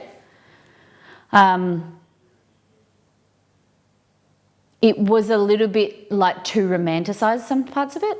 Delicious. Supoma! Welcome in! How you been? Thank you for bringing your community over. Thank you. Welcome in, Raiders. The one girl and I might just go on our own if they don't decide to go. I would recommend seeing it and see what your opinion is. All right, we're adding some chili flakes. We are making this viral pasta from, is it TikTok? I don't know. It's a viral caramelized onion pasta. So into here we have caramelized onions. We have some chili flakes. We have some garlic. Then we are adding, there's butter and olive oil, minced garlic, heavy whipping cream and parmesan. That's it. Okay, we're gonna cook our pasta now. Closest book to movie I've read is Wise Guy, which was turned into Goodfellas. Oh, they stuck the book as much as possible. Nice. We're talking about what was the last movie you watched. Was it at the cinema? Was it at home? What was it? We brought up It Ends With Us. And if you've seen it, what you thought. The Goodfellas. Okay. So we've got fresh homemade pasta. Put a whole bunch of salt. I watched a Spanish movie last night called Piggy. It was interesting. With subtitles, or was it dubbed? I don't know how you do it. If you watch movies, or if you read movies with subtitles, it is so hard. You miss so much, and it is like I have to so often pause a movie to read the subtitles and then go continue on. At the moment, I've stopped because I had Emily in Paris on, and so often they speak in French, and I'm like listen to those type of shows and while I'm working, and then I glance at my screen occasionally or have it in the side view. But Emily in Paris, I've had to pause and rewind so often because you know, they speak in French and then I have to stop and read the subtitles. I hate it because you can never really understand what's going on in the, and like appreciate the actual movie because you're too busy just reading. I'm dyslexic and subtitles go too far. That's me too. Yep. Because I have subtitles on 24/7 no matter what show. I often do it with English shows as well, have subtitles on, because so often now like people mumble or you can't understand what they say, so it's nice to like glance down but not read. Dune 2, I think in cinema. Okay. I always watch Denis Villeneuve movies. I would not be able to tell you most directors.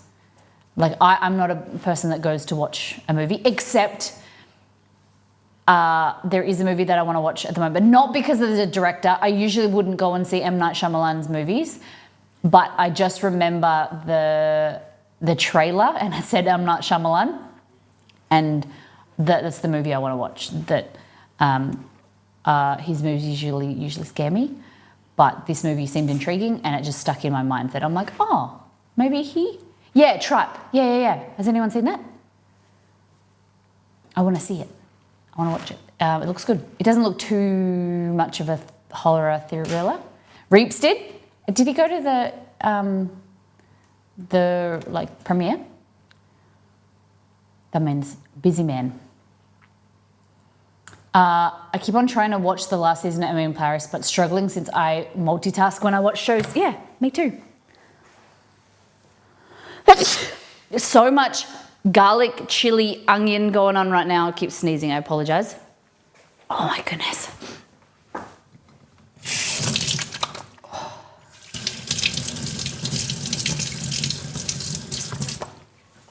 Okay. So we've got our pasta here. Thank you for coming over in the raid. If you come from Super Oma's stream, welcome in. My name is Molly. We are food, fun and fumbles around here. We do a little bit of everything. And today we're making some fresh pasta. Watch back in the VOD and see how we made it. It's in our ebook or cookbook, First Things First, you can find on our website. Beautiful. Okay. No, I think he just went on his own. But chat was talking about how all his movies are the same. Yeah, I've heard that. I don't think I've seen, they all look like a bit scary, so I've never really watched them. I'm third of the way through Godzilla -1.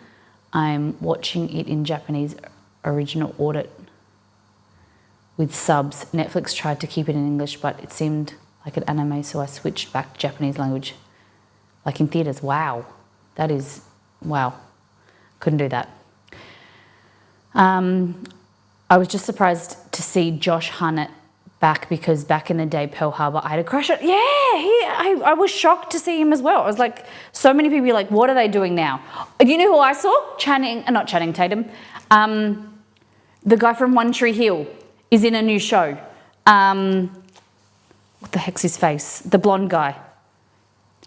Chad Michael Murray. I saw that this morning, that he's in a show. Chad Michael Murray. I used to love him. He was my favourite in One Tree Hill. Watched a lot of One Tree Hill when I was young. I miss Tina Fey. Isn't she around? At the moment, she's on a lot of ads for booking.com. Booking that, yeah. Okay, we're just waiting for the water to boil. I needed Parmesan, Parmigiano Reggiano. That it was over.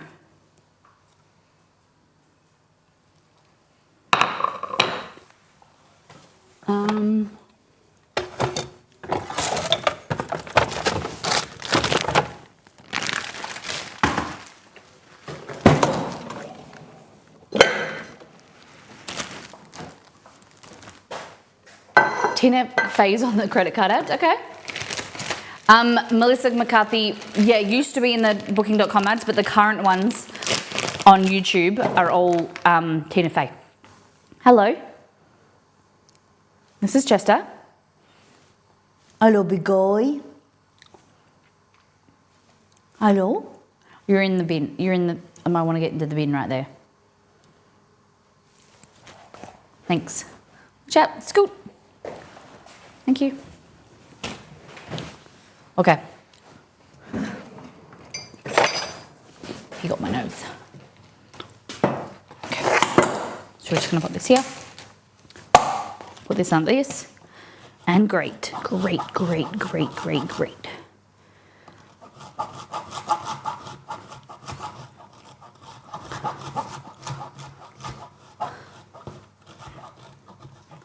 Parmesan. But I love the effect of like Parmesan when you grate it with like a really small microplane like this. The effect that it's like, it's the same as when, is it, what's the bonito flakes? How they like dance? Have you seen bonito flakes on top of any food? You put it on there and they kind of like dance. It's like what Parmesan does.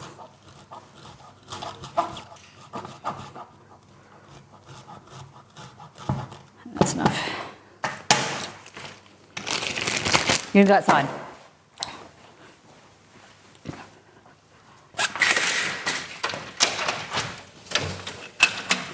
There you go, dude.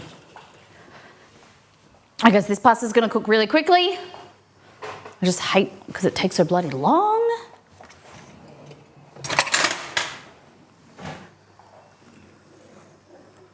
That's enough. No one just said no one ever about Parmesan. It isn't too much, is it? Probably could do a little bit more. It's just so light in your mouth. Probably need to grate more. Okay, question for you. If you could choose one Italian dish, what would it be?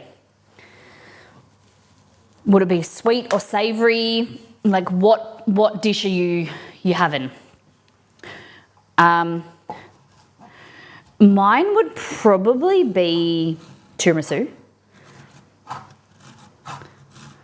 Like one dish, or pizza. I like pizza, but I would probably say, if you had to choose one food from different cuisines, like I think my main dish would come from another cuisine, and I would have tiramisu from Italy. Like Mexican, I'd probably say tacos. And then like Vietnamese, I'd have like rice paper rolls.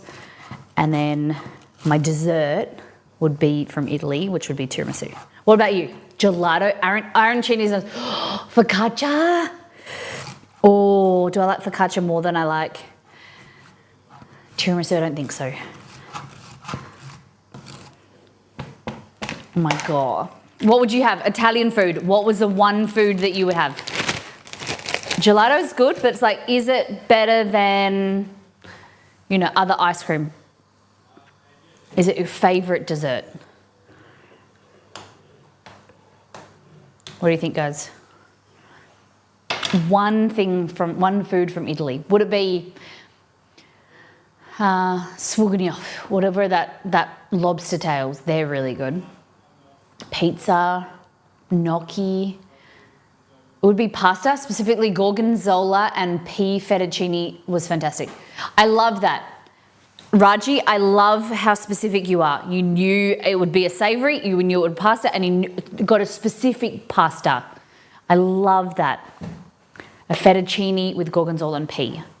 I love that. Because I'm bad with options. I'm very I'm not a very decisive person. It's one of my, not my best traits, is making a decision. And I love the people who are quick and they know what they want in life. Because I'm not like that. All right. Screw it, I'm putting the pasta in. You just take so long to boil. I could use a lid, but I'm not really a lid user. I know that sounds so silly, but hate getting lids. Limoncello cake. Wow, that's out of left field. A limoncello cake with like a whipped cream. My mood, that's me as well. My mood, what I feel, like how I feel depends on what I eat. Like at the moment, like, you know, when you're feeling a bit like time of the month, you want some like carbs and you want some more comfort food. Whereas, and also summer, I eat lighter, fresher food. Winter, you want some more like heavier food. It's hard. Normally, I'm not either, but that was by far the best Italian I've ever had. Wow, I love it. I want to stay up and see how this ends, but Lara just came up and woofed in my face and ran back upstairs, so she knows the time better than I do. All right, see you beware. Have a lovely night. See you next time. Has to be mascarpone frosting. Okay. A watch pot never boils, isn't that what they say? Hey, big guy. You're hungry. All right, so we've got our, it's like snow. So good. Cannoli with, oh, yum. Exceed and I, speaking of pistachios, Exceed and I watched a short YouTube video on baklava and how different regions, like different countries have different variations of baklava. My favorite is pistachio, but very common is using walnut. I like Turkish rolled baklava. And that reminds me, how many of you have had baklava before? I don't understand the hype around cannoli. They were okay. I am very similar. I haven't had a cannoli that was incredible. I think there's definitely better Italian desserts. Baklava's great. Okay. It's not a rolling boil, but that's okay.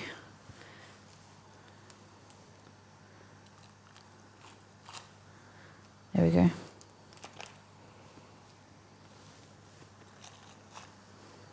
That's all I'm going to put in there.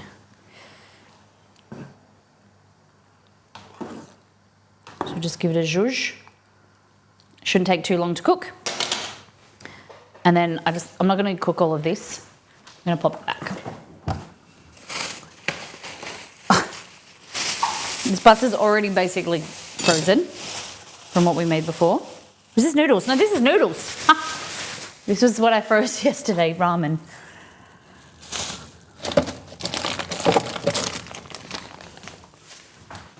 So shocked. We used to have baked baklava ice cream. Oh my goodness. Tinker Baby, what type of store?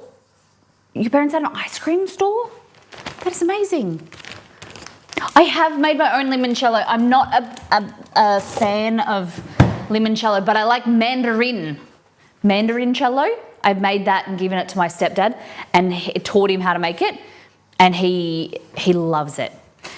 I remember, I didn't think anything of it. I think we made it on stream one year. I gave it to him and he recreated it about 5 or 6 times, and he just was like, oh my God, this is like, do you remember you made this? And would bring it out to me. This is so good. It was very sweet. Okay. Look at this pasta.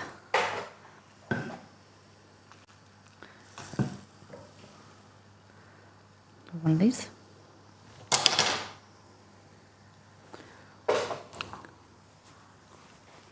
It's pretty good. So what I'm going to do is just switch this over to another burner. Put this back here. So finish that over there. Go back here. Okay. So this is our caramelized onion. And into here, we're going to add some cream.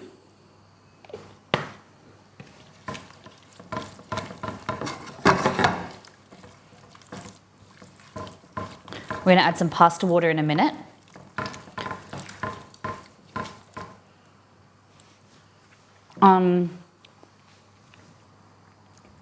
Chili oil.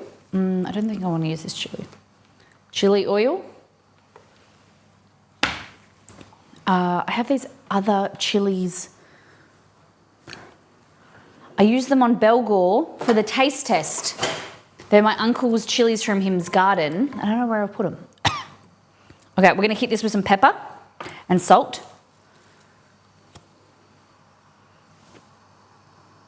A little bit too much pepper.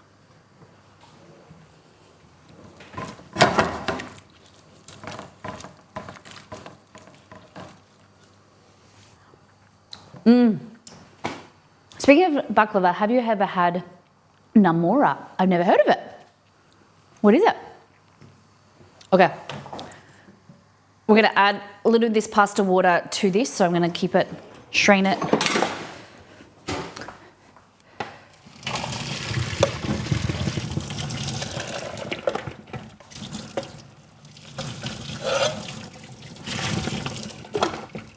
Okay.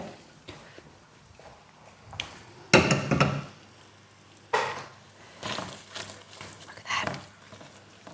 And pasta water. Like that.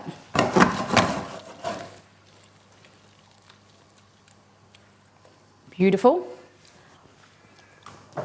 Tastes good, really good. I think it needs a little bit of acidity, some like lemon juice, or it's very rich. Okay, I'm just gonna get some of this parsley.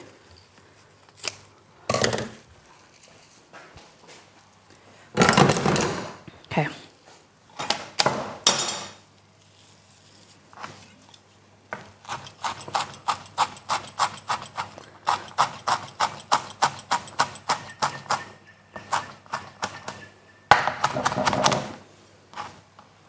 There we go. Okay. So we're going to go in parsley, pasta,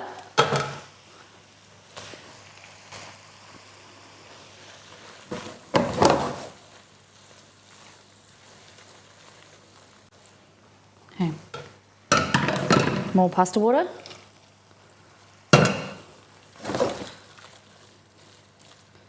Look at that.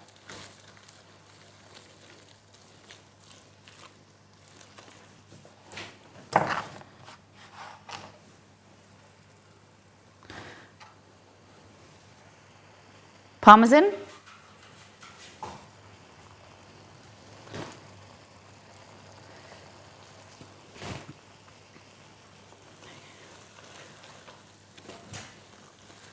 at this. Look at that.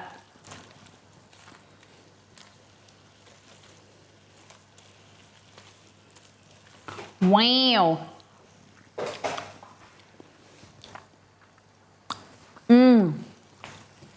Wow. Last of the pasta water. It's very silky.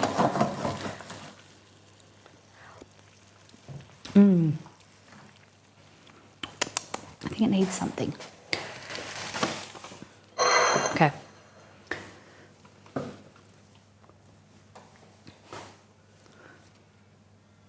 we go.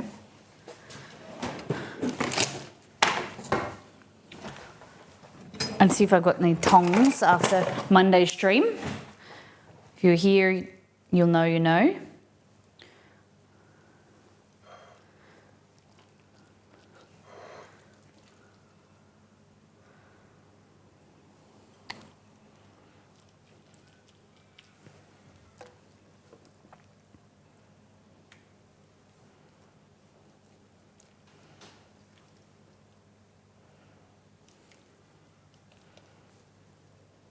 Hip hip hooray. Look at that. In the chat. In the chat. In the chat. In the chat. Caramelized onions. Okay. I'm going to add some of this stracciatella, the inside of burrata, you know, because I love this.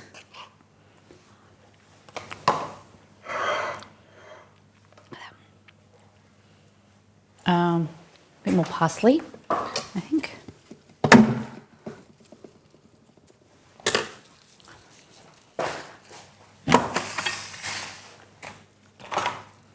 Yeah, the little bits of caramelized onion.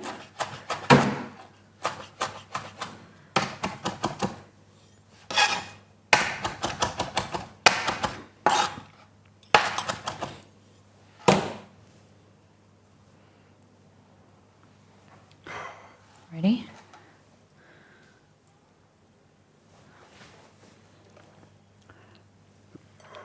What do we think?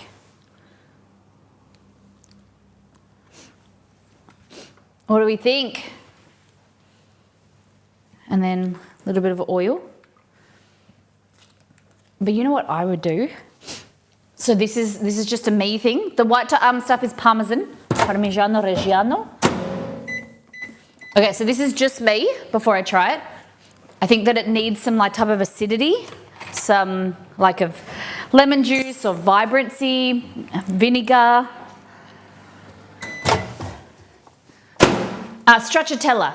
So it's like little bits of shredded mozzarella mixed with cream. It's an amazing product. Okay, and so I'm just gonna add some balsamic glaze. Like that.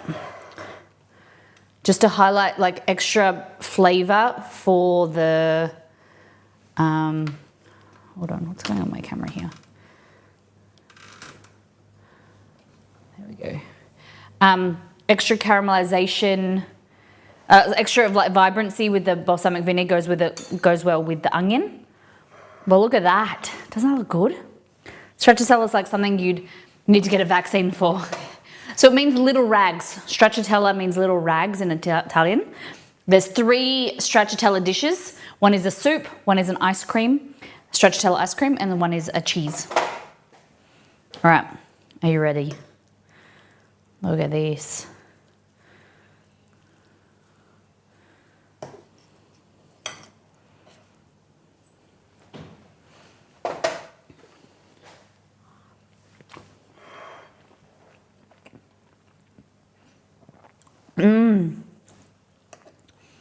Just that little touch of acid that comes from the balsamic glaze just really like makes it feel not so heavy. So that means we need 3 things stracciatella stream. Yep. I've never made stracciatella soup, but I've never made stracciatella ice cream. Well, this is good. And then you just get some of this stracciatella in the middle.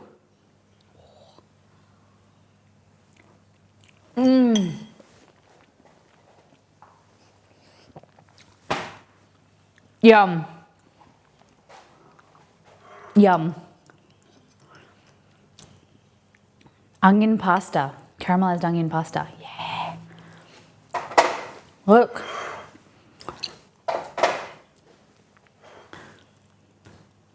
Parmesan, parsley, garlic, onion. Yeah.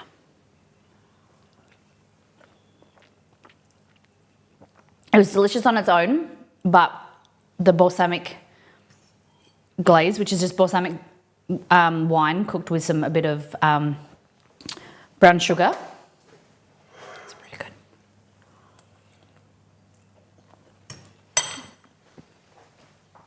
$20 million Instagram views. Wow. I also, the cucumber salad the other day we made, I made a change to that, and it's like for my taste buds, removing the MSG and the fish sauce and adding, what did I add? Oh, white vinegar, rice vinegar, yeah. Adding rice vinegar to the cucumber, I think that for me tastes better. Viral TikTok salad. Yeah, have you heard of the cucumber salad? I'm not a pasta person. Oh, this is quite nice. Is it okay with pasta to bite and then like chew off, or do you have to slurp? Like, do you have to, if see this, could you bite and eat half of it, or do you have to slurp and eat the whole thing? You know, like with ramen, you're meant to slurp and you're meant to eat, you're not meant to bite noodles.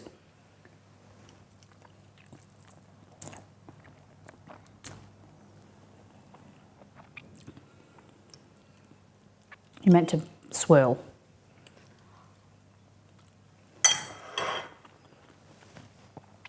Like that. So a little thing, yeah, you like this. You get a spoon, like this. This is the way I was taught from Italian family. Go like this, spoon, and then you rotate like that. Excuse me? I'm teaching people about pasta. No spoon. Why no spoon? Why no spoon? Like that.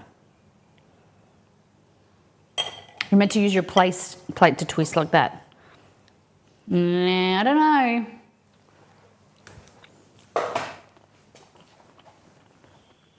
I was taught spoon is for children. I am a child. I am okay with being a child then. I think it's neater. Because like the whole plate thing, it just, you incorporate too much. Like that, that's too big.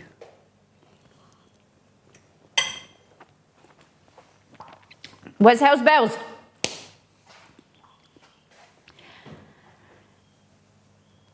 And Italian restaurants, they give you the spoon and the fork, but who knows? Hey Google, is it rude to use a fork and spoon to twirl pasta?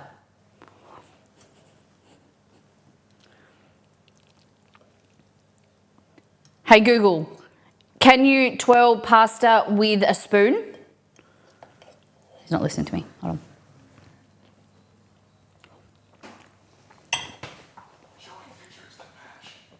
Showing the pictures that match. Move. Go that way. Okay, back away. Let's have a look. So for those people that want the recipe, it's here. And the spoon is an extra thing to wash, so I say no spoon. My dishwasher washes it. Spoon, twirling. But you can tell that the overwhelming majority of Italians in Italy today use only a fork for twirling spaghetti. I get occasional reports of spoons, but they are extremely rare. The normal way to eat spaghetti is to place the points of the tins against the dish and twirl. The spoon is superfluous. That's from Cora. Okay. Unless you're a child, twirling your spaghetti against the surface of a spoon might get you strange looks in Italy. The more you know. You guys were right. Okay, so we twirl not with a spoon. We learn. I'm a child. I don't often use a spoon, but I thought that was the right way to do it. I thought that's what you're meant to do. I can't stop eating it. This is really good. Wow. The more you know. What do you learn at the Molly Stream? Everything. I just thought it was cranky old people saying that you weren't meant to use that you were meant to use a spoon. Right, you know, people in society. Okay. I have strawberries and a little bit of ricotta. I need something to make. No, let's not use the ricotta. Okay. I want a snack.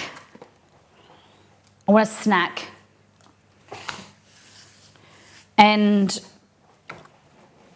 I really like the frozen bites, the yogurt bites that we made the other day. I want something healthy to snack on. Ideally one-handed, but give me your snack ideas. What do you like to snack on? What do you like to eat?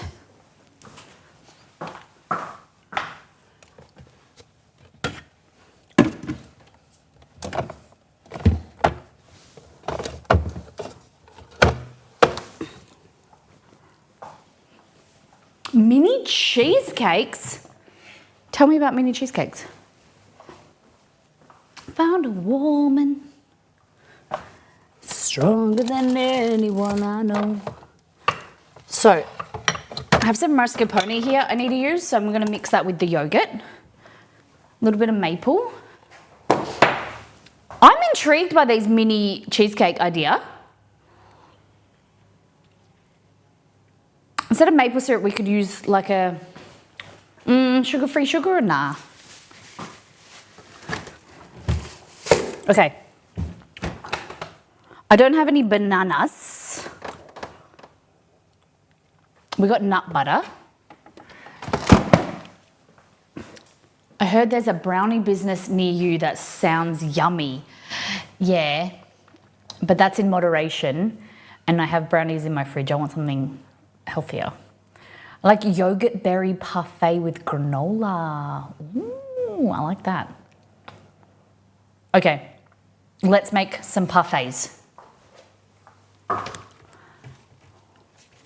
How do we parfait today?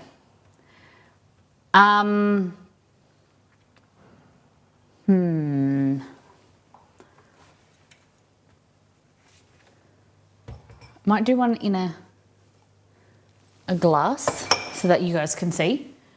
And then like, this is what I'm gonna do. I got these little kids cups because you know, love a good kid bowl. So let's go with some muesli,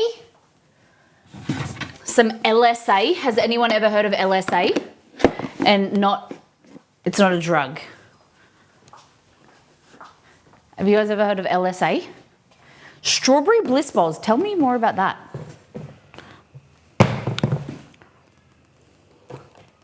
Nut butter.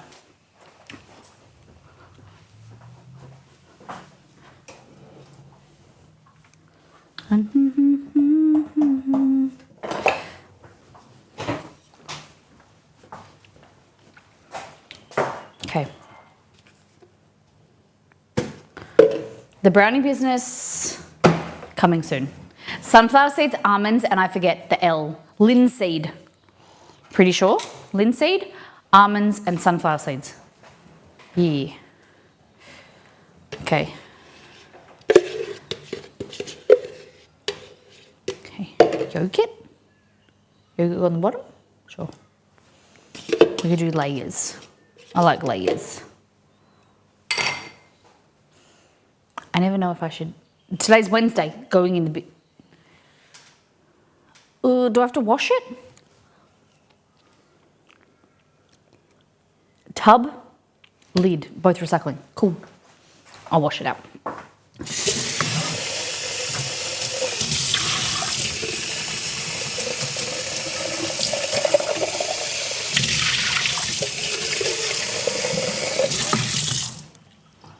Sliced apple with honey and peanut. Oh, I do like that. Yeah. I don't use peanut butter. I use almond butter. Okay. It's rinsed. Is the yogurt tart sweet? Yeah, tart. I do not like vanilla or flavoured yogurts. I always just buy Greek yogurt. And the better one is the one that's pot set, so it's really thick. My power just went out. Oh no. Bliss balls, strawberry, dates, oats, coconut, maple syrup. They free. Oh, that sounds good. Okay, so this is how I like my yogurt. Like my thighs, thick. Look at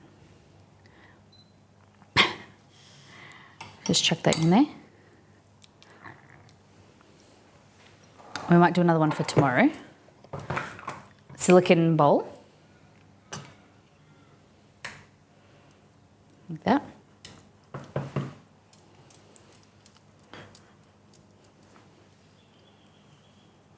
Beautiful. And then a little bit of maple, just a little drizzle. Then, oh, I forgot, I'll add the mascarpone later. I could feel. Okay, turn this upside down. This chopped parsley, but it should be okay. Strawberries, like that. These are what strawberries look like out of season. Not the best. But you can make a ton of bliss balls. I like almonds, cocoa or cacao nibs or cocoa powder, coconut. Sometimes you can add a little bit of coffee, maple syrup.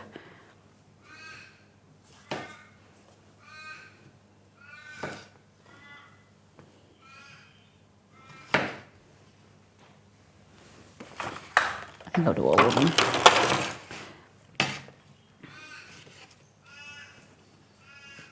Not a lot of, not very red. There we go. And what I do is just keep the little pot that it comes in, pop them back in there, and that's how you wash them. Bananas and Nutella, yeah. There's a place near me called The Source that makes all different kinds. Oh, okay. Fresh. The problem that I think with like protein bowls when you buy them is they're always so dry.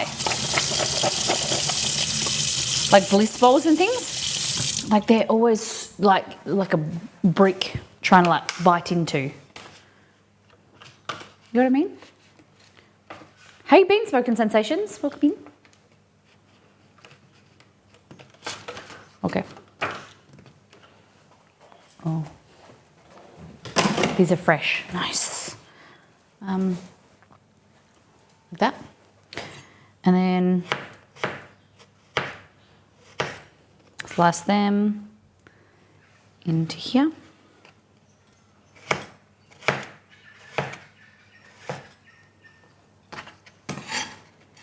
Similar to your brownie business, they can be frozen for 3 months. I like that.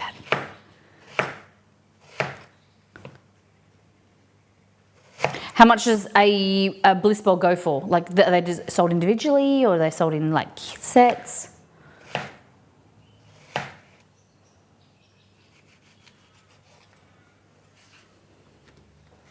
Still droving over the pasta dish? Thanks.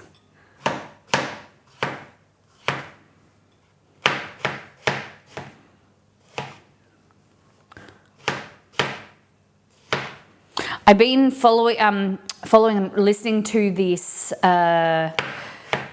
audiobook called Glucose Goddess. It's about blood sugar and like your blood sugar levels and spiking, and really interesting, really interesting about like overhauling your diet and just the way you eat things, in like, you know, eating veggies first, then your proteins, then carbohydrates last. Or your sweet things last. All right, Greek yogurt.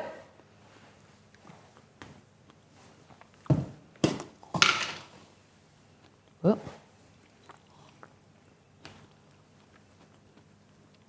Bit more yog. Yeah, I think it's actually called Meet the Sauce. I like that.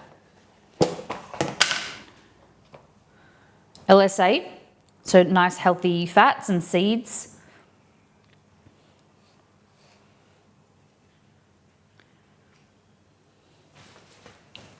That.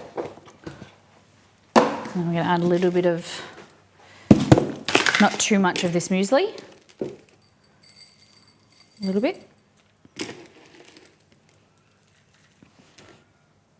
actually don't know how old this muesli is. There we go. Little parfait snack. Probably be my afternoon snack. Another one. Beautiful. Okay. So next thing we're gonna do is grab a bowl. These big, I need more bowls. Are they too big or too small? Nani.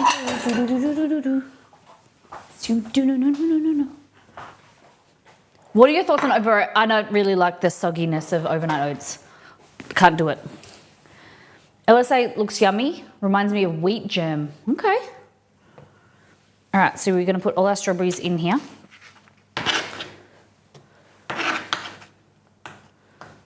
Like that.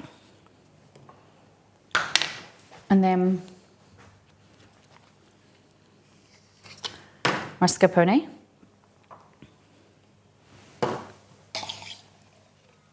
Greek yogurt, like that. A little bit of maple. Oh, I forgot this. This is almond Brazil cashew nut spread. Didn't put that in my parfait, so we'll do that now.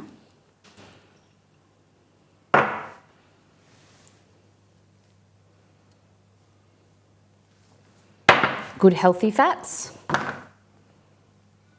So you should eat more fat, eat less sugar.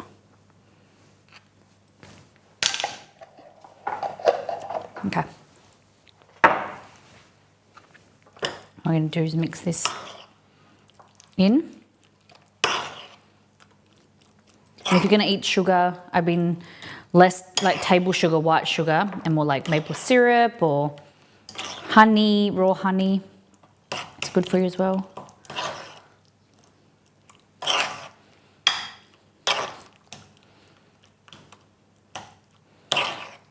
There we go. Have a taste. The audio book is called The Glucose Goddess Method. Yeah.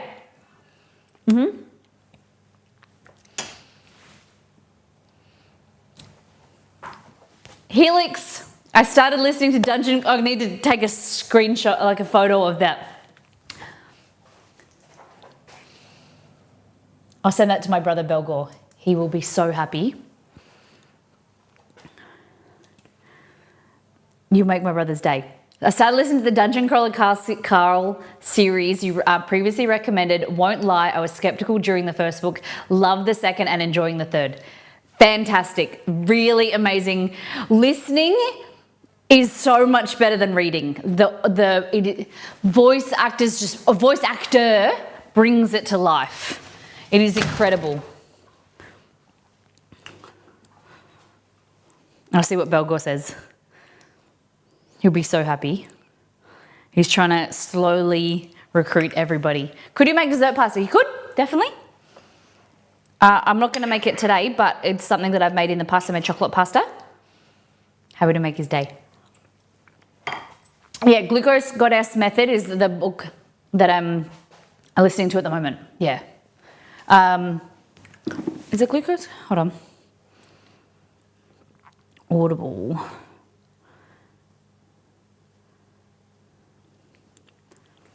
Hold on. The Glucose Revolution is it's called. The Life-Changing Power of Balancing Your Blood Sugar. The Glucose Revolution by Jessie don't know how to pronounce her last name. Looks like this. This book is fantastic. Really, really recommend it. I love listening to audiobooks. I like hearing the author's voice. But yeah, big recommendation. Okay, so, okay. We're gonna make little pops. These are so much smaller than I wanted, but little popsicles like this. So, like that.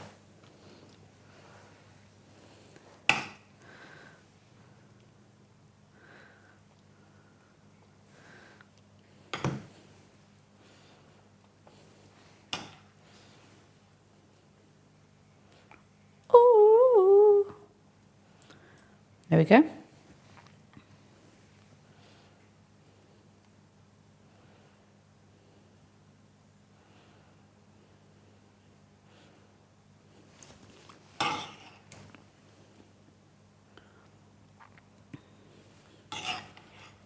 we go. Okay. Press it in nicely. Have a little bit of overlap, or like goes up the edges, that's fine.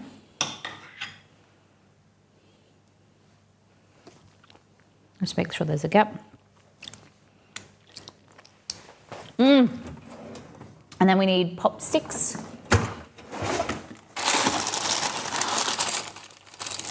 One, two, three, four. And then these just go in here. Kind of push them up. Okay, maybe we should put them in first.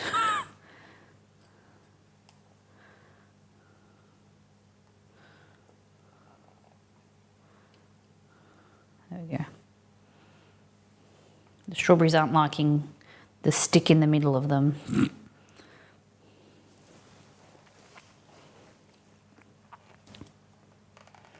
Right.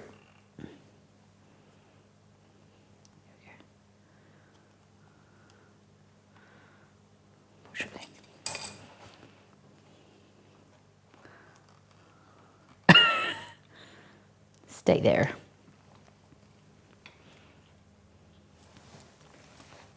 And then this one. You can just get these from Temu or Amazon or wherever you buy your stuff from. Push it down. Might just take one of these out. There we go. And then they just go in the freezer. We freeze them hard. And then you can eat them as they are. You can dip them in chocolate, like a magic shell or whatever. And voila, Miss Molly snack.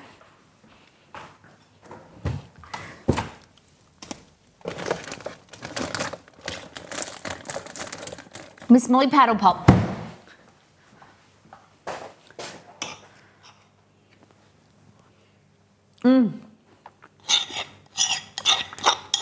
Yum.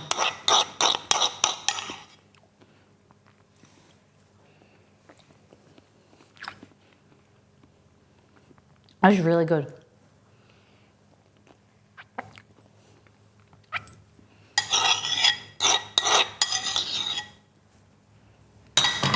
Delish.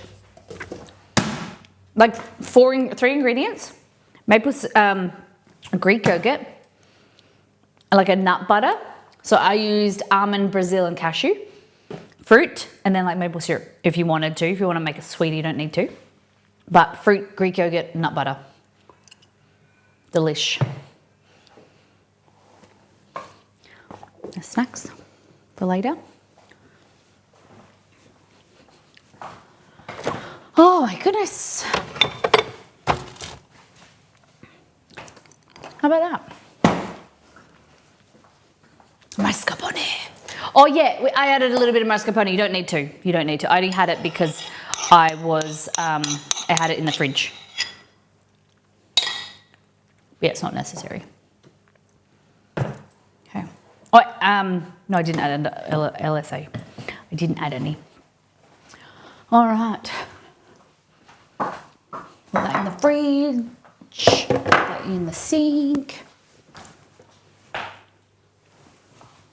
Okay. So, that's a shorter stream for today. We'll serve up the rest of this pasta. What do you think? If you missed it, this is our. Take this away. Put it on top later. This is our caramelized onion pasta. See how it's thickened now because the pasta has absorbed the liquid. Just add a little bit of milk or water.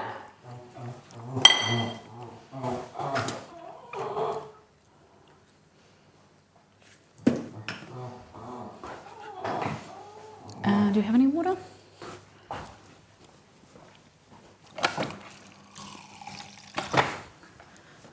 just add a little bit of water there. You just thin it out. As it warms up, it'll also thin out as well. Homemade pasta, guys. Homemade spaghetti. So if you want to learn how to make your own spaghetti, your own pasta, check out the start of the VOD. Today's recording. Look at that.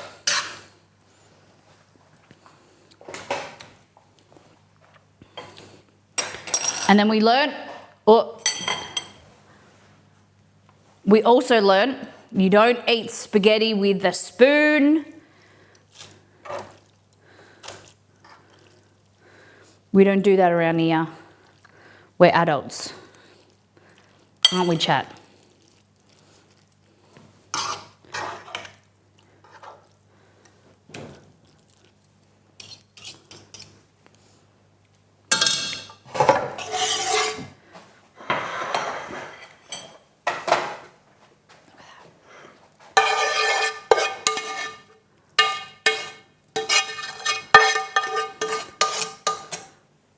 There we go.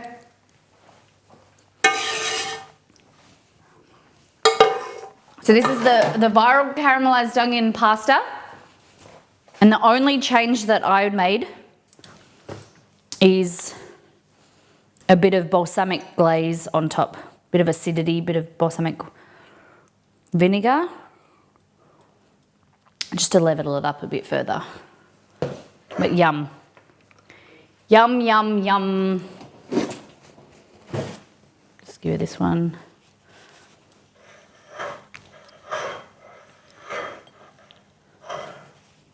There we go. What do you think? Would you eat it? Would you try it? California with my toes in the sand. Oh, delicious. Looks really good. Absolutely. I'd love to hear it. Love it, love it, love it.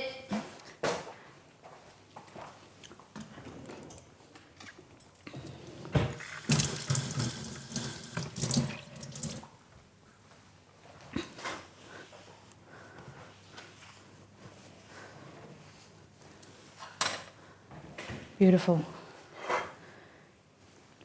So good. So we made that. We made our snack pops.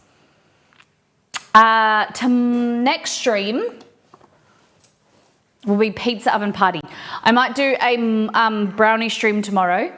Will be just website development, showing you the website, asking for ideas and suggestions and, you know, advice with Elementor and what you think. But in 1 day and 20 hours, 42 minutes, we will be doing, I think that time has been broken for a few days, but it's roughly around that time. Pizza party. We're going to be using the pizza oven. We want your pizza suggestions. I'm fresh out, I think. Let me know what you want a pizza to make on Friday. Thank you, Miss Molly, for the stream. Always a treat. Thank you for being here. If you have enjoyed the stream, hit the follow button. Come and hang out with us. If you enjoyed, consider, if you want to support, !support. Great ways of following the Instagram, the social media, and come and hang out with us Monday, Wednesdays, and Fridays. Thank you, mods. Thank you, Roselli. Thank you for being here. Thank you for sticking around and doing all the commands. She's a special woman. Thank you for. She's a special woman. Let's see where we're going to drop you off over to. Oh my goodness. Thank you, Liz. Incredible. Really love the TikTok recipes. So please keep posting them in Discord and please keep tagging me in things. Rosalie does it as well. Tag me in things on TikTok or Instagram. Send me things in Discord if they pop up. Okay. Let's go to Mylan.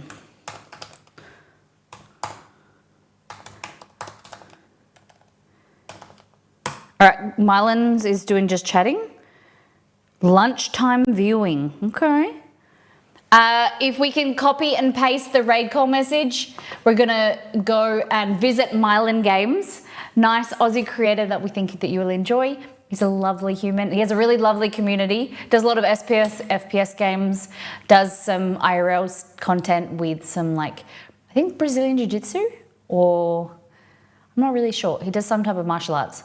But please copy and paste the raid call message, jump over and paste it into Mylan's stream. It really makes a difference and it really warms my heart when we can raid and make an impression. Thank you for those who have contributed to today's stream. Thank you, Raji and Ryan, for the bits. Thank you for the resubs. And thank you for celebrating on Monday our 5-year partner anniversary. Partnered for 5 years has been amazing this week. Take care, brush your hair, be good to yourself and those around you. We will see you on Friday for pizza, or tomorrow, less than 24 hours for brownie stream if you want to be there and learn behind the scenes what's happening with the brownie bakery. Bye-bye, love you.